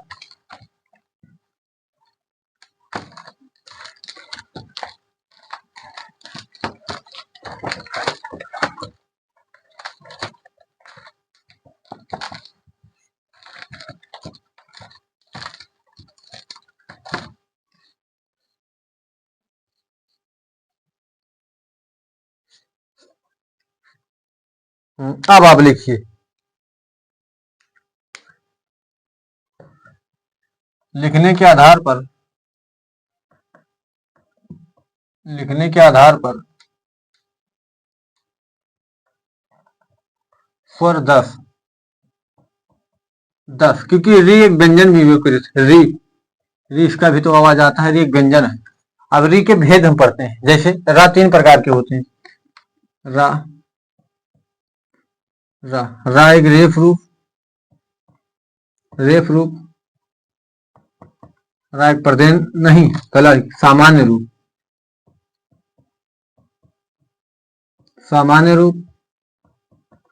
रेफ रूप, प्रदेन रूप,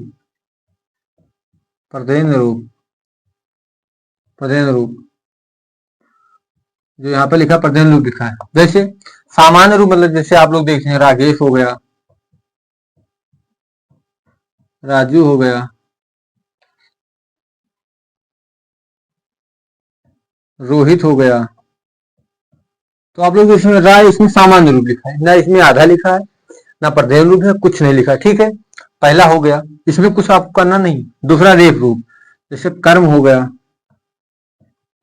धर्म हो गया, चर्म हो गया। इसमें क्या है, जो ये रे ऊपर की तरफ खिंची हुई है, ऊपर की तरफ, इसे हम रेफ रूप कहते हैं। क्या कहते हैं? रेफ रूप कहते हैं। ठीक है, अगर आज हम आपको बता देते हैं, ट्रक लिखा है, इसमें ट्रक दोनों ट्रा है, टा है कि एक है। ठीक है, आज हम इसे बता ही देंगे आपको एकदम पूरा। फिर प्रदेन रूप में क्या होता है, जैसे प्रधान, एक शब्द हो गया, इसमें रा का है, इसमें रा आधा शब्द है। आगे आप लोग बताएं। प्रकार हो गया, ठीक हो गया प्रकार। तो ये आप लोग समझे। ये एक चीज यहाँ पे लिखिए, नोट बना के, नोट रेफ रूप, रेफ रूप सिर्फ आधा होता है,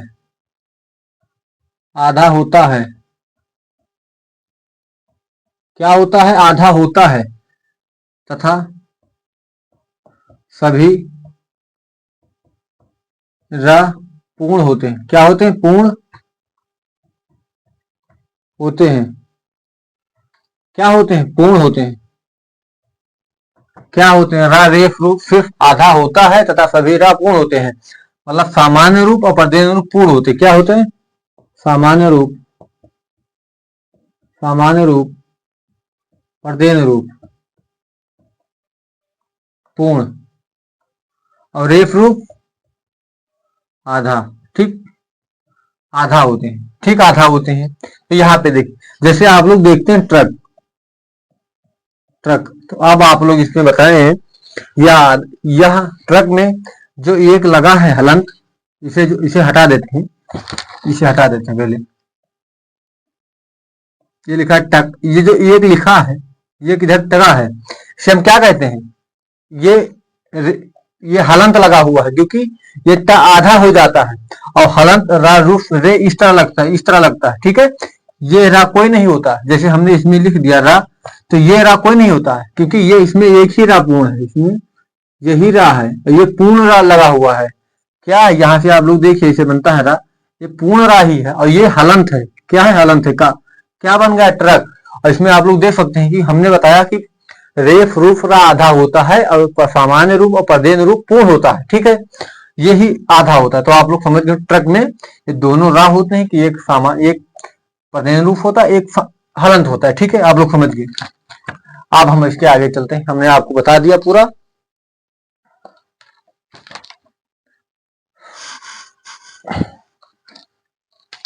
अब हेडिंग डाल लीजिए आप लोग, मुख खुलने के आधार पर स्वरों का वर्गीकरण, सामरिक स्वर, अर्ध सामरिक स्वर, विपरीत स्वर, अर्ध विपरीत स्वर।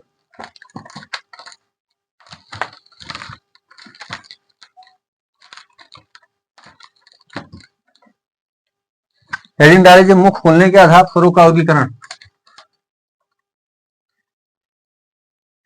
मुख खुलने के आधार पर स्वरों का वर्गीकरण,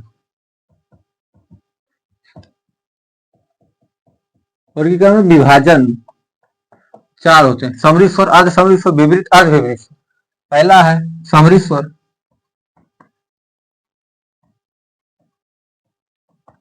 दूसरा है अर्ध समृद्ध स्वर,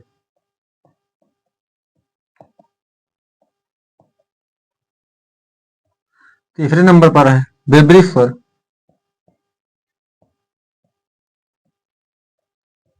चौथे नंबर पर अर्ध विपरीत स्वर।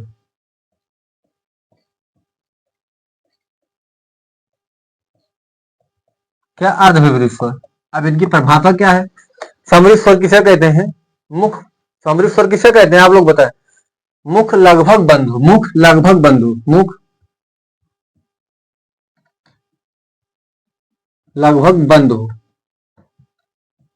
मुख लगभग बंद हो, उनकी संख्या क्या होती, मुख लगभग बंद हो, इनकी संख्या चार होती। कौन कौन,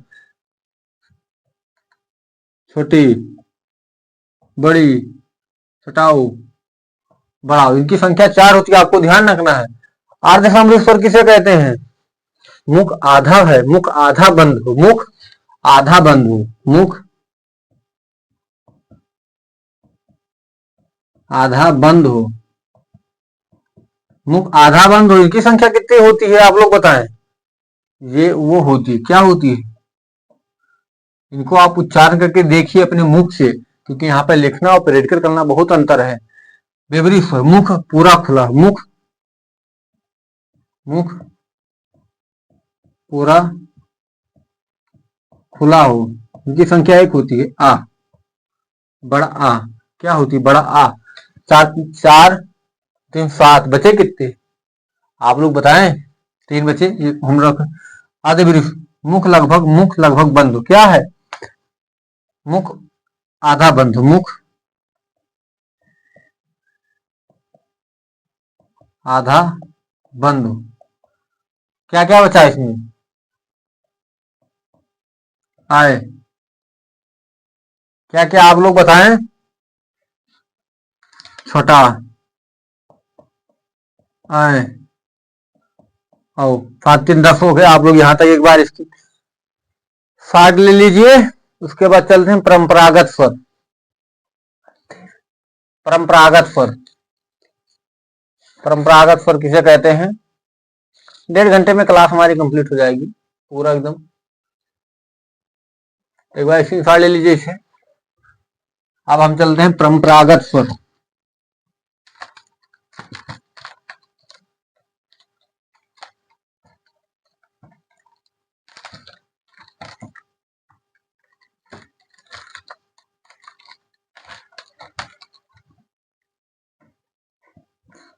परंपरागत स्वर,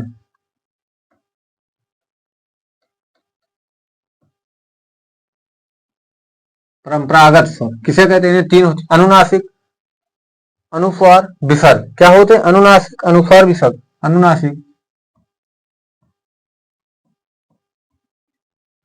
अनुनासिक, अनुस्वार,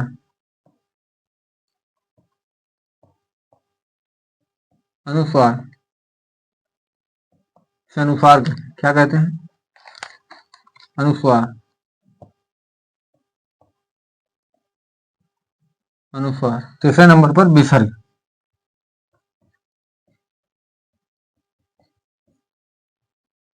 से विसर्ग कहते हैं। अनुनासिक, मुख से कम, मतलब इसकी परिभाषा क्या होती है? जिसमें नाक से कम मुख से ज्यादा वायु बाहर निकले। जिसमें नाक से कम, जिसमें नाक से कम, जिसमें नाक से कम मुख से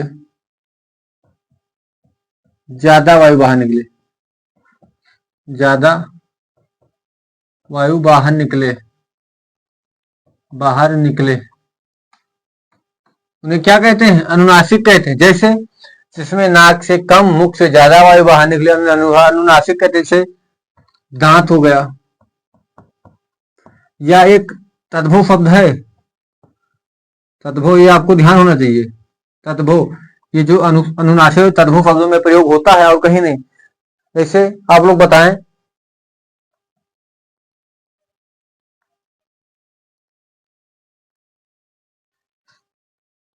दांत हो गया, और बताएं आप लोग, चांद हो गया, पांच हो गया। ये सब क्या है? अनुनासिक है। क्या है? अनुनासिक है। जिसमें नाक से कम मुख से ज्यादा वायु बाहर निकले उन्हें अनुनासिक कहते हैं। उसमें अनुनासिक के तद्भव शब्द अनुसार के हैं, तत्सम शब्द है।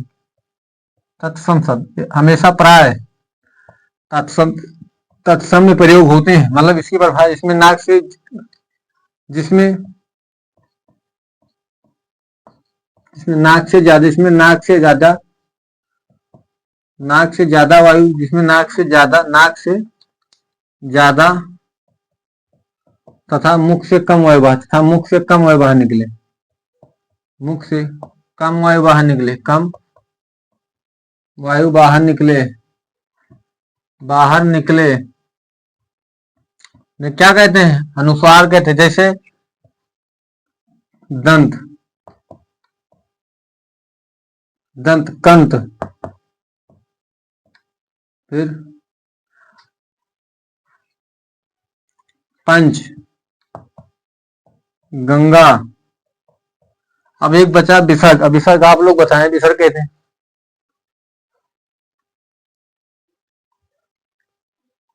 इसकी परिभाषा संस्कृत के शब्दों में स्वर के बाद प्रयुक्त होता है। संस्कृत के शब्दों में स्वर के बाद प्रयुक्त होता है।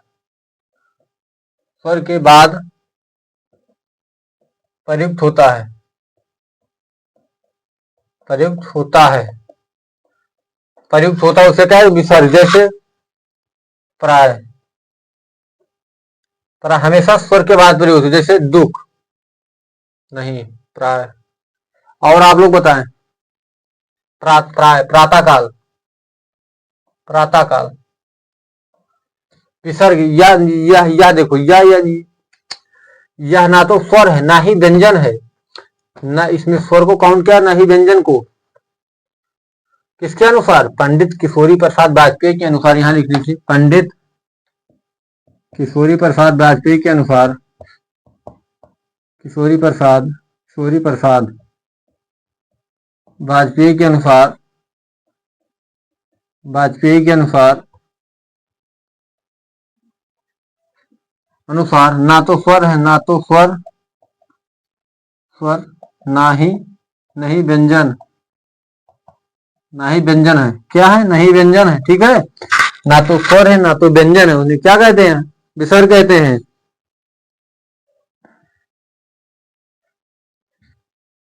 ठीक, आप लोग यहां तक स्क्रीनशॉट ले लीजिए। उसके बाद हम चलते हैं अपने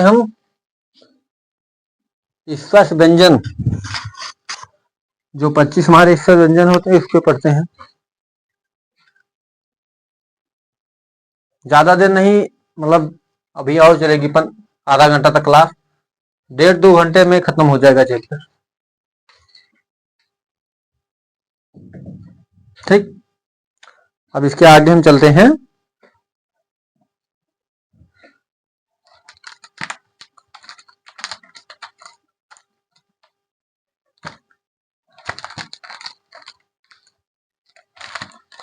यही चीज हम आपको बता दे रहे हैं, किसी भी एग्जाम की आप तैयारी कर रहे हैं, अगर आप हमारी क्लास करके जाएंगे तो डेफिनेटली नहीं, 100 में 100% यहीं से क्वेश्चन आएगा, इससे बाहर क्वेश्चन आ ही नहीं सकता है, ये गारंटी हमारी है।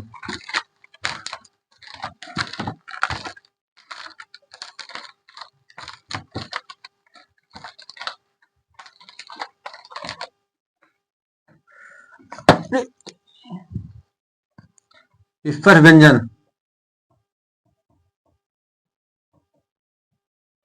स्पर्श व्यंजन, स्पर्श व्यंजन आपको पता होना चाहिए। 25 होते हमने आपको बताया। का, चा, ये का, चा, टा, ता, पा, ये हम याद करें, बस लिख दें। का, खा, इनकी संख्या 25 होती है, आपको ध्यान है। का, खा, गा, घा, अंगा, चा, छा, चा, छा, चा, छा, जा, झा, इया, टा, ठा, डा, ढा, आड़ा, ता, था, दा, धा, ना, पा, फा, बा, भा, मा, पा, फा, बा, भा, मा, क्या कहते हैं, समझे? हाँ, अब आपको बताते हैं। 4 में बांटते हैं, 4 16 5, 4 16 5 में बांटते हैं। 4 और 16 5 में, 4 क्या है? स्पर्श व्यंजन। क्या है? स्पर्श व्यंजन।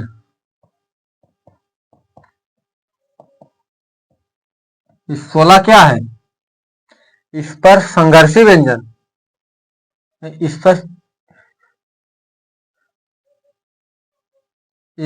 स्पर्श संघर्षी, स्पर्श संघर्षी व्यंजन 4, स्पर्श व्यंजन, स्पर्श व्यंजन 25, उसमें 4 उच्चित अनुनासिक या पंचमा अक्षर, पंचमा अक्षर। स्पर्श संघर्षी व्यंजन कौन कौन होते हैं? 4, ये 4 होते हैं। क्या होते हैं? ये 4 होते हैं। ठीक, चा, छा, जा, झा, ये आपको ध्यान है। स्पर्श संघर्षी व्यंजन की संख्या 4 होती है, चा, छा, जा, झा। और स्पर्श व्यंजन की संख्या, स्पर्श व्यंजन की संख्या कितनी होती है? ये छोड़ के बचे जो इसमें अनुनासिक में, ये 5वां होते हैं। क्या होते हैं? ये 5। क्या ये अनुनासिक है? क्या है? अनुनासिक है। अनुनासिक इसमें लिख दीजिए, अंगा, या, आड़ा, ना, मा, ये अनुनासिक है। और जो बच गई इसमें हो गए 16, कौन कौन? का, यहाँ लिख देते हैं, का, खा, गा, घा, टा, ठा, ढा, ढा, ता, था, दा, धा, पा, फा, बा, भा। ये हमारे कितने हैं? 16, 4 20, 5 25। ठीक है, और ये 2 को हम उच्छित कहते हैं, हमने आपको बता दिया। ये क्या है? उच्छित व्यंजन है।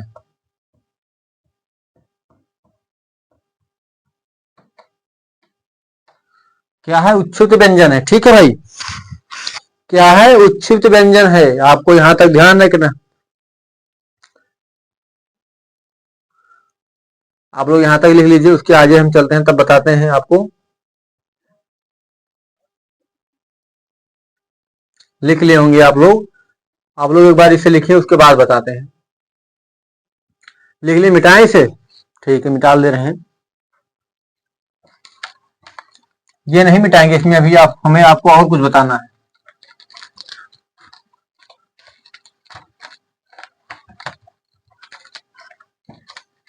इसे मिटाल के अलग से चार्ट बना दें।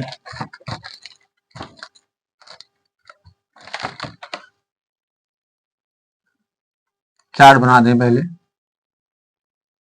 ये आपको चार्ट में जरूर ध्यान रखना है।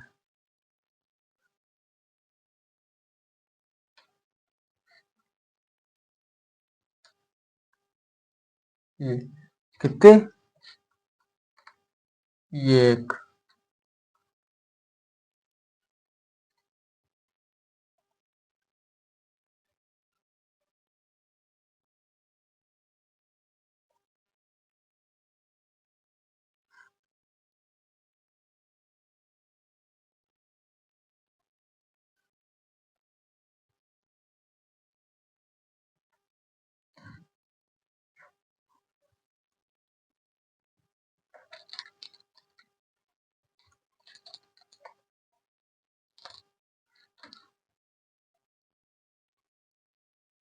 ये आपको ध्यान रखना है, ठीक है। हम आपको अब बताते हैं।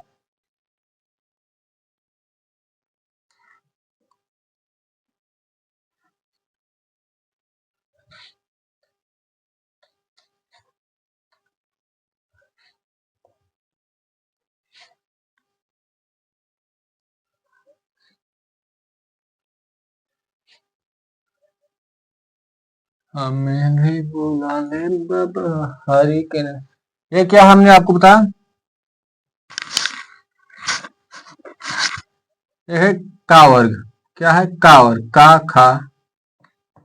खा गा घा नहीं, वर्ग हमने आपको बताया। ये आपको याद है, का च ट त पा, ये आपको याद होना चाहिए। और इससे आपको कुल याद हो जाएगा, क्योंकि का है, का वर्ग है, तो क्या होता है, कंठ। तो कंठ से उच्चारित तो कंठ, तालब से उच्चारित होता है, हम आपको बताते हैं। कंठ तालब मूर्धन्य दंत ओष्ठ है। अभी इसका परिभाषा नहीं पूछा गया, नहीं तो हम इसकी परिभाषा ही बताते। जिन स्वरों का उच्चारण करते हुए जीभ का पश्च भाग कंठ उससे उच्चारित होता है, उसे क्या कहते हैं, कंठ व्यंजन कहते हैं। ये परिभाषा आज तक नहीं पूछेगे, तो हम परिभाषा आपको नहीं बताते हैं। ये आपको ध्यान है, का वर्ग कंठ है, तालब मूर्धन्य दंत ओष्ठ है। ये क्या है, ये व्यंजन है। अब इसके कौन कौन होते हैं, का वर्ग में कौन कौन आता है, का खा गा घा इया, का खा गा अंगा, का खा गा घा अंगा। क्या आता, अंगा। चा छा जा झा इया, टा ठा डा ढा आड़ा, ता था दा धा दा धा ना, पा फा बा भा मा। ये क्या है, ये वर्ग है। यहां से उच्चारित होता है कंठ से, कंठ मूर्धन ओष्ठ, ओष्ठ मतलब जो ओठ से उच्चारित होता है, पा पा फा बा भा, ये ऊंट से उच्चारित होते हैं, ओठ से। दंत क्या है, जो दंत से उच्चारित दंत से उच्चारित होता है। तालाब क्या है, जो जीभ के मध्य से उच्चारित होता है। यहाँ से जो आपका कौवा दिख रहा है बीच में, वहां से उच्चारित, कंठ से यहाँ से उच्चारित होता है, यहाँ से कंठ से यहाँ पे उच्चारित होता है। आपका यहाँ से लेकर यहाँ तक, लेकर ओठ से यहाँ से यहाँ तक ये लिखा है, जहां से उच्चारित होता है, कंठ कंठ तालु मूर्धन दंत ओष्ठ है, ठीक। ये हमारे 5 वर्ग लिखे। इसमें कुछ स्वर भी उच्चारित होते हैं। कौन कौन स्वर भी उच्चारित होते हैं, छोटा बड़ा, हाँ, इस स्वर भी उच्चारित इसमें होते हैं। ये आपको अलग से ध्यान रखनी है, ठीक है। छोटी बड़ी या सा, छोटी बड़ी या सा, रिस र सा। और आप लोग बताएं, ला सा जा, ला सा जा होता है। उसके बाद छटाऊ बड़ाऊ, क्या, छटाऊ बड़ाऊ, छटाऊ बड़ाऊ, तो है आपको ध्यान हो गया। ये आपको मतलब याद रखना उच्चारण के आधार पर, यहाँ पे लिख दो उच्चारण के आधार पर व्यंजनों का वर्गीकरण, वर्गीकरण अभी हम आपको बताएंगे। अल्प प्राण महाप्राण यही में से निकलेंगे। ये हम आपको बिल्कुल याद होना चाहिए भाई, एकदम 100% याद होना चाहिए कि यहीं से उच्चारण होता है। विकट हम आपको बताएंगे तालाब, पहला तीसरा पांचवा, ये क्या है? तालाब है। सभी स्वर अंतस्थ व्यंजन और एक उच्चुत व्यंजन आता है, उसमें तालाब में 31 होते हैं। ठीक है, हम आपको बताएंगे, ये आपको चार्ट बना है, ये आप याद कर लीजिएगा। ठीक, निकाल दें इसे। तेरी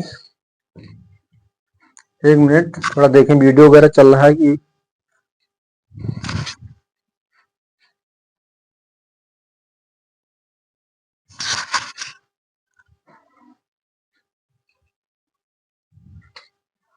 चल रहा है वीडियो वगैरह।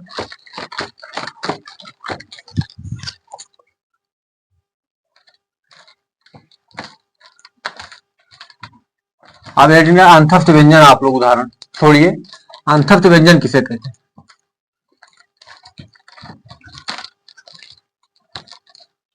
अंतस्थ व्यंजन क्या है? अंतस्थ व्यंजन, हमने अभी आपको स्वर बताया, अब बताते हैं व्यंजन। अंतस्थ व्यंजन, अंतस्थ व्यंजन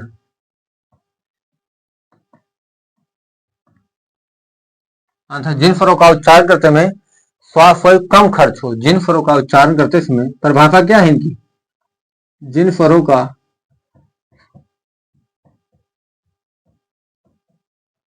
उच्चारण करते समय कम श्वास वायु खर्च हो, कम श्वास वायु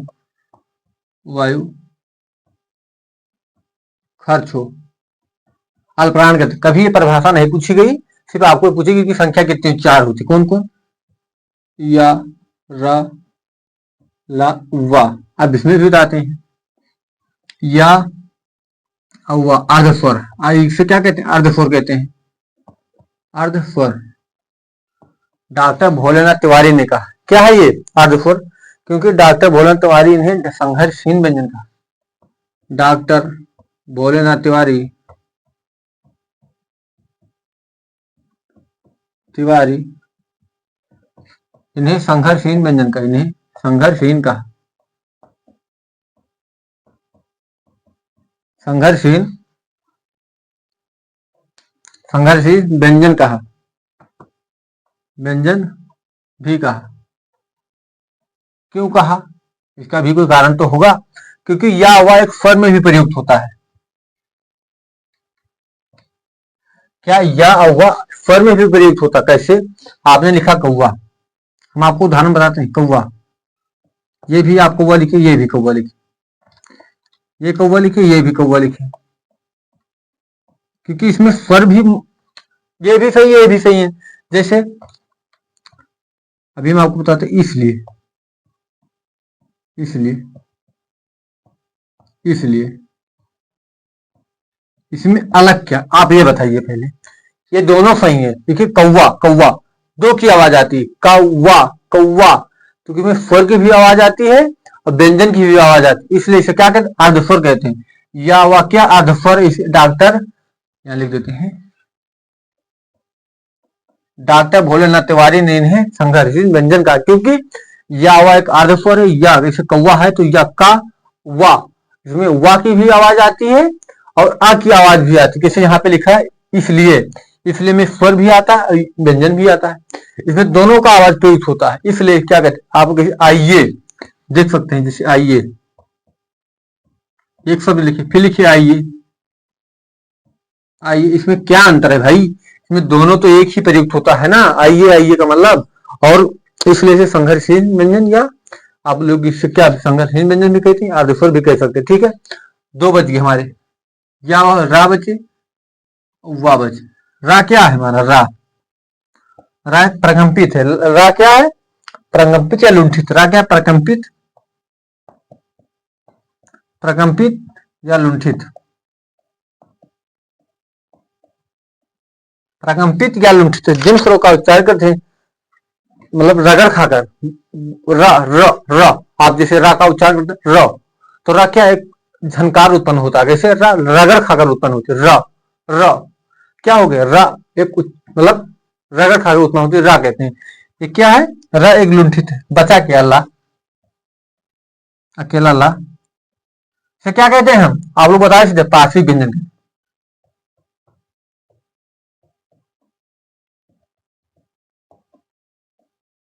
पार्श्विक व्यंजन, इसका हम आपको परिभाषा भी बता देते, क्योंकि ये परिभाषा आज तक पूछी नहीं गई एग्जाम में, इसलिए हम परिभाषा आपको नहीं बताते हैं। तो इसका परिभाषा बताने में क्या है, परिभाषा बहुत सरल है बताने में। अंतर व्यंजन हो गया, आप लोग इसे फाटक बन लीजिए।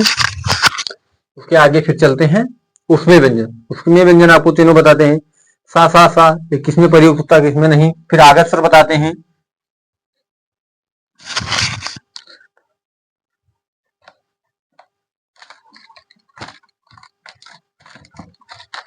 बिन पद चले सुने बिन काना, इसमें आप लोग को अलंकार बता दीजिए तो आपको 50 रुपया आना इनाम। बिन पद चले सुने बिन काना,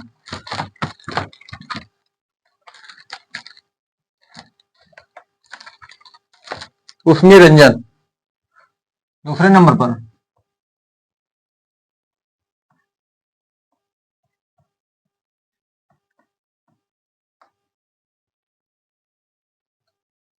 क्या है उसमें व्यंजन, इनका क्या है आप लोग बताएं। जिन स्वरों का उच्चारण करते हैं, परिभाषा लिखिए, जिन स्वरों का उच्चारण, जिन वर्ण, जिन व्यंजनों का उच्चारण करते समय, जिन व्यंजनों का उच्चारण करते समय, जिन व्यंजनों का उच्चारण करते समय गर्म वायु बाहर निकले, गर्म वायु बाहर निकले, उन्हें क्या कहते हैं, उसमें व्यंजन कहते हैं। इनकी संख्या 4 होती है, कौन कौन, एक सा ये होते हैं, एक सा ये होते हैं, एक सा ये होते हैं, एक सा ये होते हैं। इन्हें क्या कहते हैं, दंत, मूर्धन्य, तालब स्वर, इन्हें काकल्यवर्ण कहते हैं। ये आपको ध्यान होना चाहिए। इन्हें क्या, ये एग्जाम में है टीजीटी में, इसे मूर्धन्य कहते हैं, मूर्धन्य कहते हैं। इन्हें दंत कहते हैं, जो दंत से ऊंचा, तालब कहते हैं। हमने आपको उससे चार्ट में बताया था, इसे काकल्यवर्ण कहते हैं। क्या कहते हैं, काकल्यवर्ण कहते हैं। क्या कहते हैं, काकल्यवर्ण कहते हैं। ये आपको ध्यान रखना है, ठीक है भाई। आप लोग एक बार इसे भी सरसरी निगाह से देख लीजिए। फ फ फ फ, मूर्धन्य दंत तालु, काकल्यवर्ण, काकल्यवर्ण, मूर्धन्य दंत तालु, मूर्धन्य दंत तालु, मूर्धन्य दंत तालु, मूर्धन्य दंत, मूर्धन्य सा एक दंत है, अरे यार गलत, एक दंत है, ये मूर्धन्य, उल्टा हो गया, ब्लंडर मिस्टेक हो गया। तीसरे नंबर पर हमारा आगत स्वर, आगत स्वर। हमने आपको द्वुत व्यंजन बता दिया ऊपर ही, मतलब दो व्यंजनों के बीच में स्वर मौजूद नहीं होता उसे द्वुत व्यंजन कहते हैं। अब आगत स्वर आ जाते हैं। आगत स्वर, इनका प्रयोग अंग्रेजी के शब्दों में होता है। इनका प्रयोग, इनका प्रयोग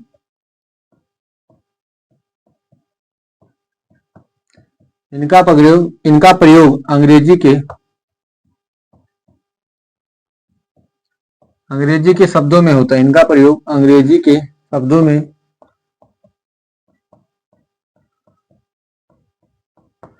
इनका प्रयोग अंग्रेजी के शब्दों में होता है। इनका प्रयोग अंग्रेजी के शब्दों में होता है। जैसे आप देखते हैं हॉस्टल, हॉस्टल एक अंग्रेजी का, बहुत लोग इसके ऊपर ऐसे लगा देते हैं, ये क्या, ये आगत स्वर है। कॉलेज, ये क्या है, आगत स्वर है। अंग्रेजी के शब्दों में ऊपर लगता है, क्योंकि हॉस्पिटल, हॉस्पिटल लिख लीजिए, ये सब क्या है, आगत स्वर है। आगत स्वर ऊपर ही लगते हैं। जैसे आप इसे हॉस्पिटल लिखना है तो आप हॉस्पिटल ऐसे तो लिखेंगे, हॉस्पिटल, हॉस्टल, हॉस्टल, इसका कोई मीनिंग तो चेंज नहीं होगा, रोमन का रोमन, कॉलेज, कॉलेज, ये भी इंग्लिश, ये भी इंग्लिश, ये भी इंग्लिश, सेम है। इसलिए इसके ऊपर हिंदी में लिखते हैं तब इसे इसके ऊपर आगत स्वर लगाते हैं। अंग्रेजी के शब्दों में क्या लगता है? आगत स्वर लगता है। आप लोग यहाँ तक देख लीजिए। आप चलते हैं कहाँ? क ख क ख ग ख ग ज फ अरबी फारसी शब्दों पे चलते हैं। ये तो अरबी हमने आपको वहीं पे बता दिया था। आप चलते अल प्राण, महाप्राण।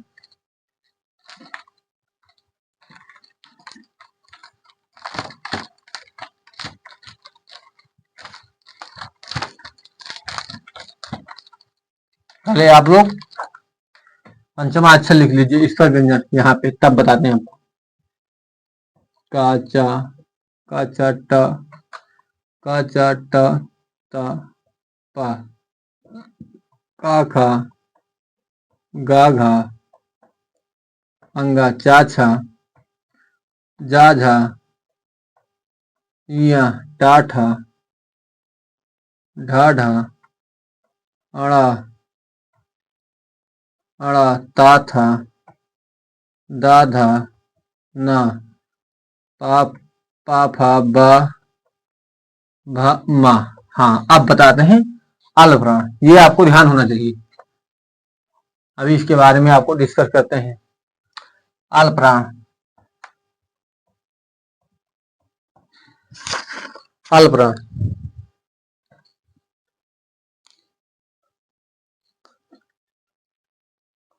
आप ये प्रभात जिन स्वरों का उच्चारण करते समय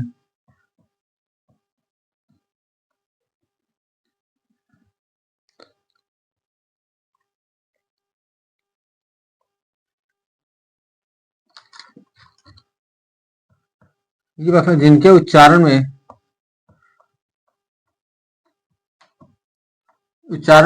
कम श्वास वायु खर्च, जिनके उच्चारण कम श्वास वायु खर्च हो, कम श्वास वायु खर्च हो, इनकी संख्या 31 होती है। कितनी होती है? 31। हम ये आपको बताते हैं। प्रत्येक वर्ग का पहला, तीसरा, पांचवा सभी स्वर अंतस्थ व्यंजन, अंतस्थ व्यंजन होते हैं। और कौन होते हैं? आप लोग होता है एक ढा होते हैं, ढा होते हैं। प्रत्येक वर्ग का पहला, तीसरा, पांचवा, तो 15, 11, 4, 1, 4, 1, 5, 5, 15, 16, 15, 23, 31 हो गए, 31 हो गए। प्रत्येक वर्ग का पहला, तीसरा, पांचवा। यहाँ पे देखिए, प्रत्येक वर्ग का पहला, तीसरा, पांचवा। ये क्या है? प्रत्येक वर्ग का पहला, तीसरा, पांचवा। एक लाइन में 5 है, 5 इसमें, 5 इसमें, 5 इसमें, 5 15 ये हो गए। 15 हमने आप लिख दिया। प्रत्येक वर्ग का पहला, तीसरा, पांचवा सभी स्वर 11 होते हैं। अंतस्थ व्यंजन 4 और अंगा एक होते हैं। क्या होते हैं? एक होते हैं, ढा होते, अंगा नहीं होते, ढा होते। ठीक ठीक, ये होते हैं। तो आपको इनके पता हो गया। जिनके उच्चारण में कम श्वास वायु खर्च होने हैं अल्पप्राण कहते हैं। प्रत्येक वर्ग का पहला, तीसरा, पांचवा सभी स्वर होते हैं, अंतस्थ व्यंजन होते हैं, एक ढा होते हैं। कुल मिला के 31 होते हैं। ठीक है, ये आपको पता होना चाहिए। हमने आपको बता दिया। अभी आपको बहुत कुछ बताना है इसमें, तो आप लोग एक बार देख लीजिएगा। इसे अब हम मिटाल दे रहे हैं। ठीक, इसे नहीं, ये मिटाल दे रहे हैं।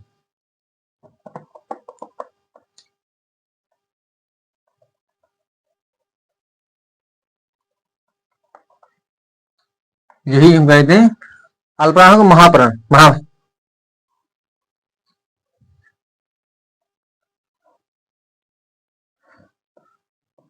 महाप्राण, महाप्राण। जिन स्वरों का जिन जिन जिनके जिनके उच्चारण में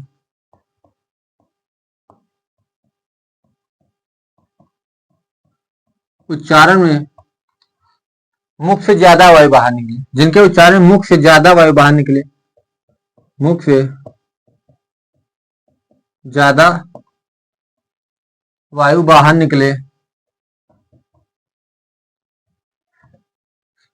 उसे अल्पप्राण कहते हैं। क्या कहते हैं? निकले उसे महाप्राण कहते हैं। क्या कहते हैं? महाप्राण। प्रत्येक वर्ग का आप लोग बताएं। प्रत्येक वर्ग का दूसरा, चौथा उच्छिष्ट व्यंजन, उसमें से 4। प्रत्येक वर्ग का दूसरा, चौथा, उच्छिष्ट व्यंजन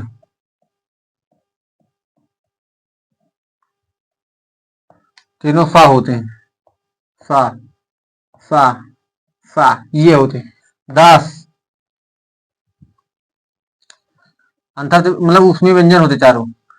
10 4 14 एक 15 इनकी संख्या 15 होती है। आपको ये ध्यान होना चाहिए। ठीक, मतलब प्रत्येक वर्ग का दूसरा चौथा कौन होता है? दूसरा ये होता है, चौथा ये।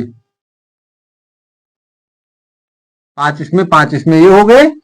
और उच्छिष्ट व्यंजन एक होता है। तीनों सा ये क्या है उसमें व्यंजन।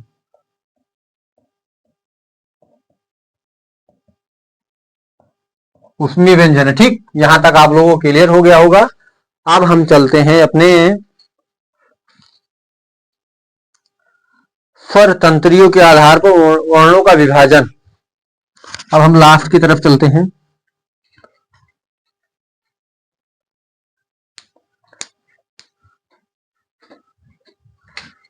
अब हम लास्ट पे चलते, मतलब 2 घंटे पूरे लगे क्लास खत्म करने में।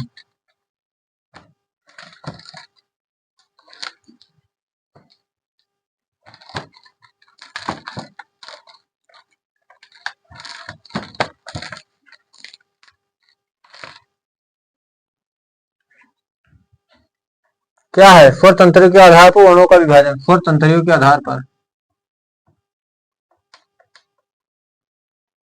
तंत्रियों के आधार पर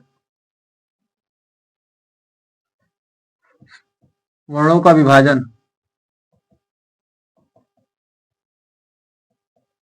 वर्णों का विभाजन घोष सघोष। इसकी क्या होती? 2 होती घोष, इनके एक ही होता नाम है घोष सघोष। इनका एक ही नाम है, आपको ध्यान रहना चाहिए। परिभाषा जिन स्वरों का उच्चारण करते समय, जिन वर्णों का उच्चारण करते समय, जिन वर्णों का उच्चारण करते समय कंपन झंकार उत्पन्न होता है, झंकार उत्पन्न होता है, उत्पन्न होता है, उत्पन्न होता है, उसे सघोष कहते हैं। क्या कहते हैं? सघोष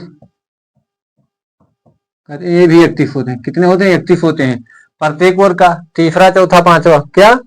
प्रत्येक वर्ग का तीसरा चौथा पांचवा, प्रत्येक वर्ग का तीसरा चौथा पांचवा सभी अंतस्थ व्यंजन या र ला व सभी स्वर होते हैं। सभी स्वर एक होते हैं। हा होता है। क्या होता है? एक हा होता है। हा होता है, काकल जोड़ के हा।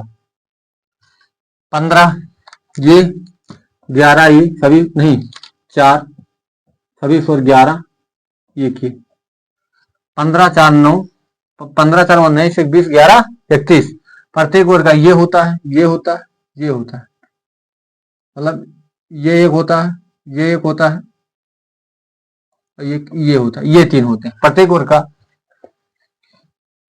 तीसरा चौथा पांचवा घोष होता है। ग ज ण ता द ब घ झ ण धा भ अण अंगा इया अणा नामा। क्या है? अगर क्या है आप लोग बताएं फास्ट वे दिल। घोष सघोष है। इसके बाद हम चलते हैं दूसरे नंबर पर अघोष पर। अघोष पर, अघोष किसे कहते हैं आप लोग बताएं? मतलब जिन स्वरों का उच्चारण करते समय, नहीं जिन वर्णों का उच्चारण करते समय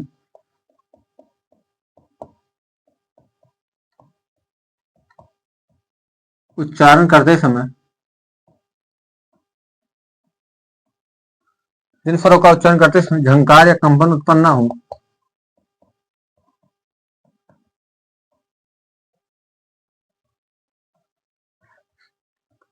ना हो, झंकार या कंपन उत्पन्न ना होने क्या कहते हैं?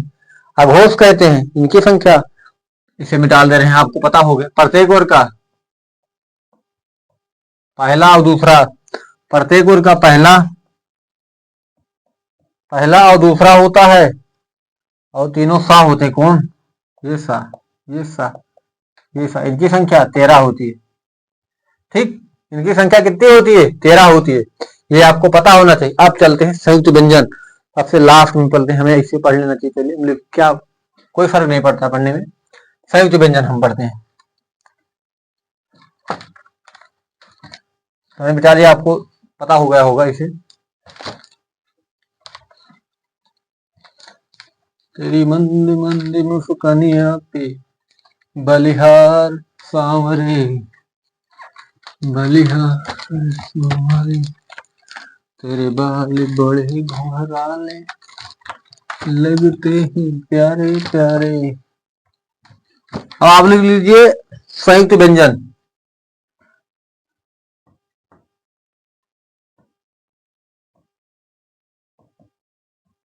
संयुक्त व्यंजन इनकी संख्या 4 होती है, हमने आपको बताया, 6 बताया था, और आप लोग बताया तभी लिखेंगे। त्रा, जिया, फ्रा। कसा का निर्माण इसे छा नहीं बोला, कसा बोला जाता है, क्योंकि का धन सा अलग किए। अब इससे भी अलग करोगे तो हलन लगाओगे, अलग कर दोगे। त्रा, ता, धन, रा, धन, आ, जिया, तो जा, धन, इया, हलन लगाओ, आ अलग कर दो। फ्रा, सा प्लस रा प्लस आ। इसकी परिभाषा क्या होती है? जो जिन वर्णों का निर्माण, की परिभाषा लिख लीजिए, जिन वर्णों का निर्माण विभिन्न व्यंजन, जिन वर्णों का निर्माण विभिन्न व्यंजनों से होता है, विभिन्न व्यंजनों से होता है, क्या कहते हैं? संयुक्त व्यंजन कहते हैं। क्या कहते हैं? संयुक्त व्यंजन। क्या कहते हैं? संयुक्त व्यंजन कहते हैं। ठीक है भाई, यहां तक हो गया आप लोगों का। अब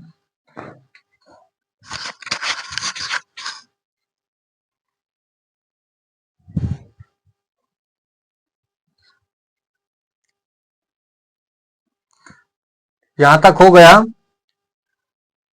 आप बता देते हैं वर्ण विच्छेद। 5 मिनट और उसके बाद खत्म क्लास। पहले हम आपको बताते हैं स्वर क्रम कैसे लगता है।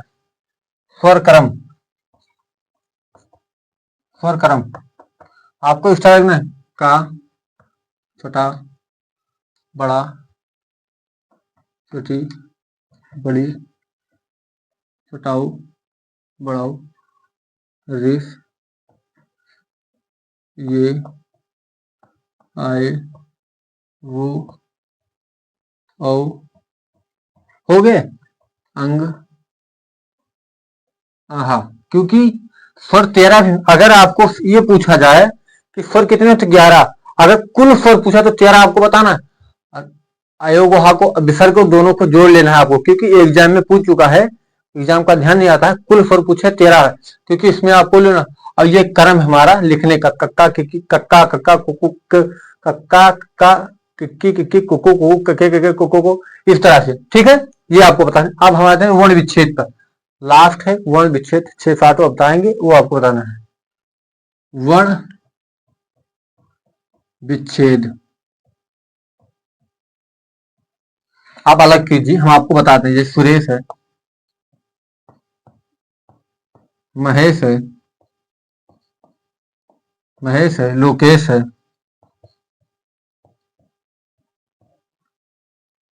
जगदीश है, जगदीश है। ये हम आपको 2 तो 4 एक और बता देते हैं। रत्नाकर, रत्नाकर, ये आपको हम अलग करके बताते हैं, इसके बाद क्लास खत्म हो जाएगी हमारी। महेश है, आप इससे अलग कीजिए। सा है, यहाँ पे छटाऊ है, तो यहाँ पे हलन लगाइए, स्वर को अलग करेगा, हलन लग जाएगा। फिर उसके बाद रा है, रा लिखिए, हलन लगाइए, उससे मात्रा है ये का, तो ये लिखिए, ये प्लस सा है, तो अब सा लिखिए। फिर स्वर रहित करना तो हलन लगाइए, अलग की, इस तरह आपको अलग करना है। ठीक है, मतलब आपको एक एक अलग करना, पहले व्यंजन फिर स्वर, फिर व्यंजन फिर स्वर, फिर व्यंजन फिर स्वर, इस तरह के। ठीक, महेश को माँ है, हलन लगाइए, आ अलग कीजिए, क्योंकि माँ में हमेशा आ छुपा होता है, प्लस हा है तो हा लिखिए, हलंत लगाइए और ये को अलग कीजिए, ठीक। प्लस सा है तो सा लिखिए, हलन लगाइए, आ अलग कीजिए। इस तरह आपको अलग कैसे लोकेश गए, ला धन वो प्लस का धन ये प्लस सा धन आ, ठीक। जगदीश, ज हलंत लगाइए, फिर ग हलंत लगाइए, आ अलग कीजिए, फिर प्लस द प्लस बड़ी ही अलग कीजिए, प्लस सा हलंत आ, ठीक। अब यहाँ पे देखने की बात है रत्नाकर में, रत्नाकर में रत रा है, हलंत लगाइए, आधा कर दिया, ठीक। अब ये जो ता है ये स्वर रहित है, इसमें स्वर तो मतलब व्यंजन में स्वर है, तो इसको आपसे कैसे लिखिए, ता, ठीक। इसमें स्वर नहीं है, इसमें आप आ नहीं लगाओगे, ना है ना, अब इसमें लगाओ, बड़ा आ है, क्या है बड़ा आ, तो बड़ा आ लिखिए, प्लस का है तो का प्लस आ, का प्लस आ प्लस रा प्लस आ, रत्नाकर, ठीक। यहां तक हुई, तो ये हमारा चैप्टर पूरा एंड हुआ। आप लोगों का आई होप बहुत अच्छा क्लास लगी होगी।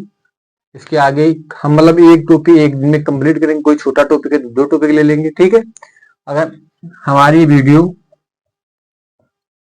RWA या कैरियर बिल पहुंचा सकते हैं तो जरूर पहुंचाएं, क्योंकि हम पढ़ाना चाहते हैं इसमें, राकेश यादव सर से या अंकित भाटी सर से हमारी बात हो जाए, हम पढ़ाना चाहते हैं। धन्यवाद, मिलते हैं कल अगली क्लास में। जय हिंद।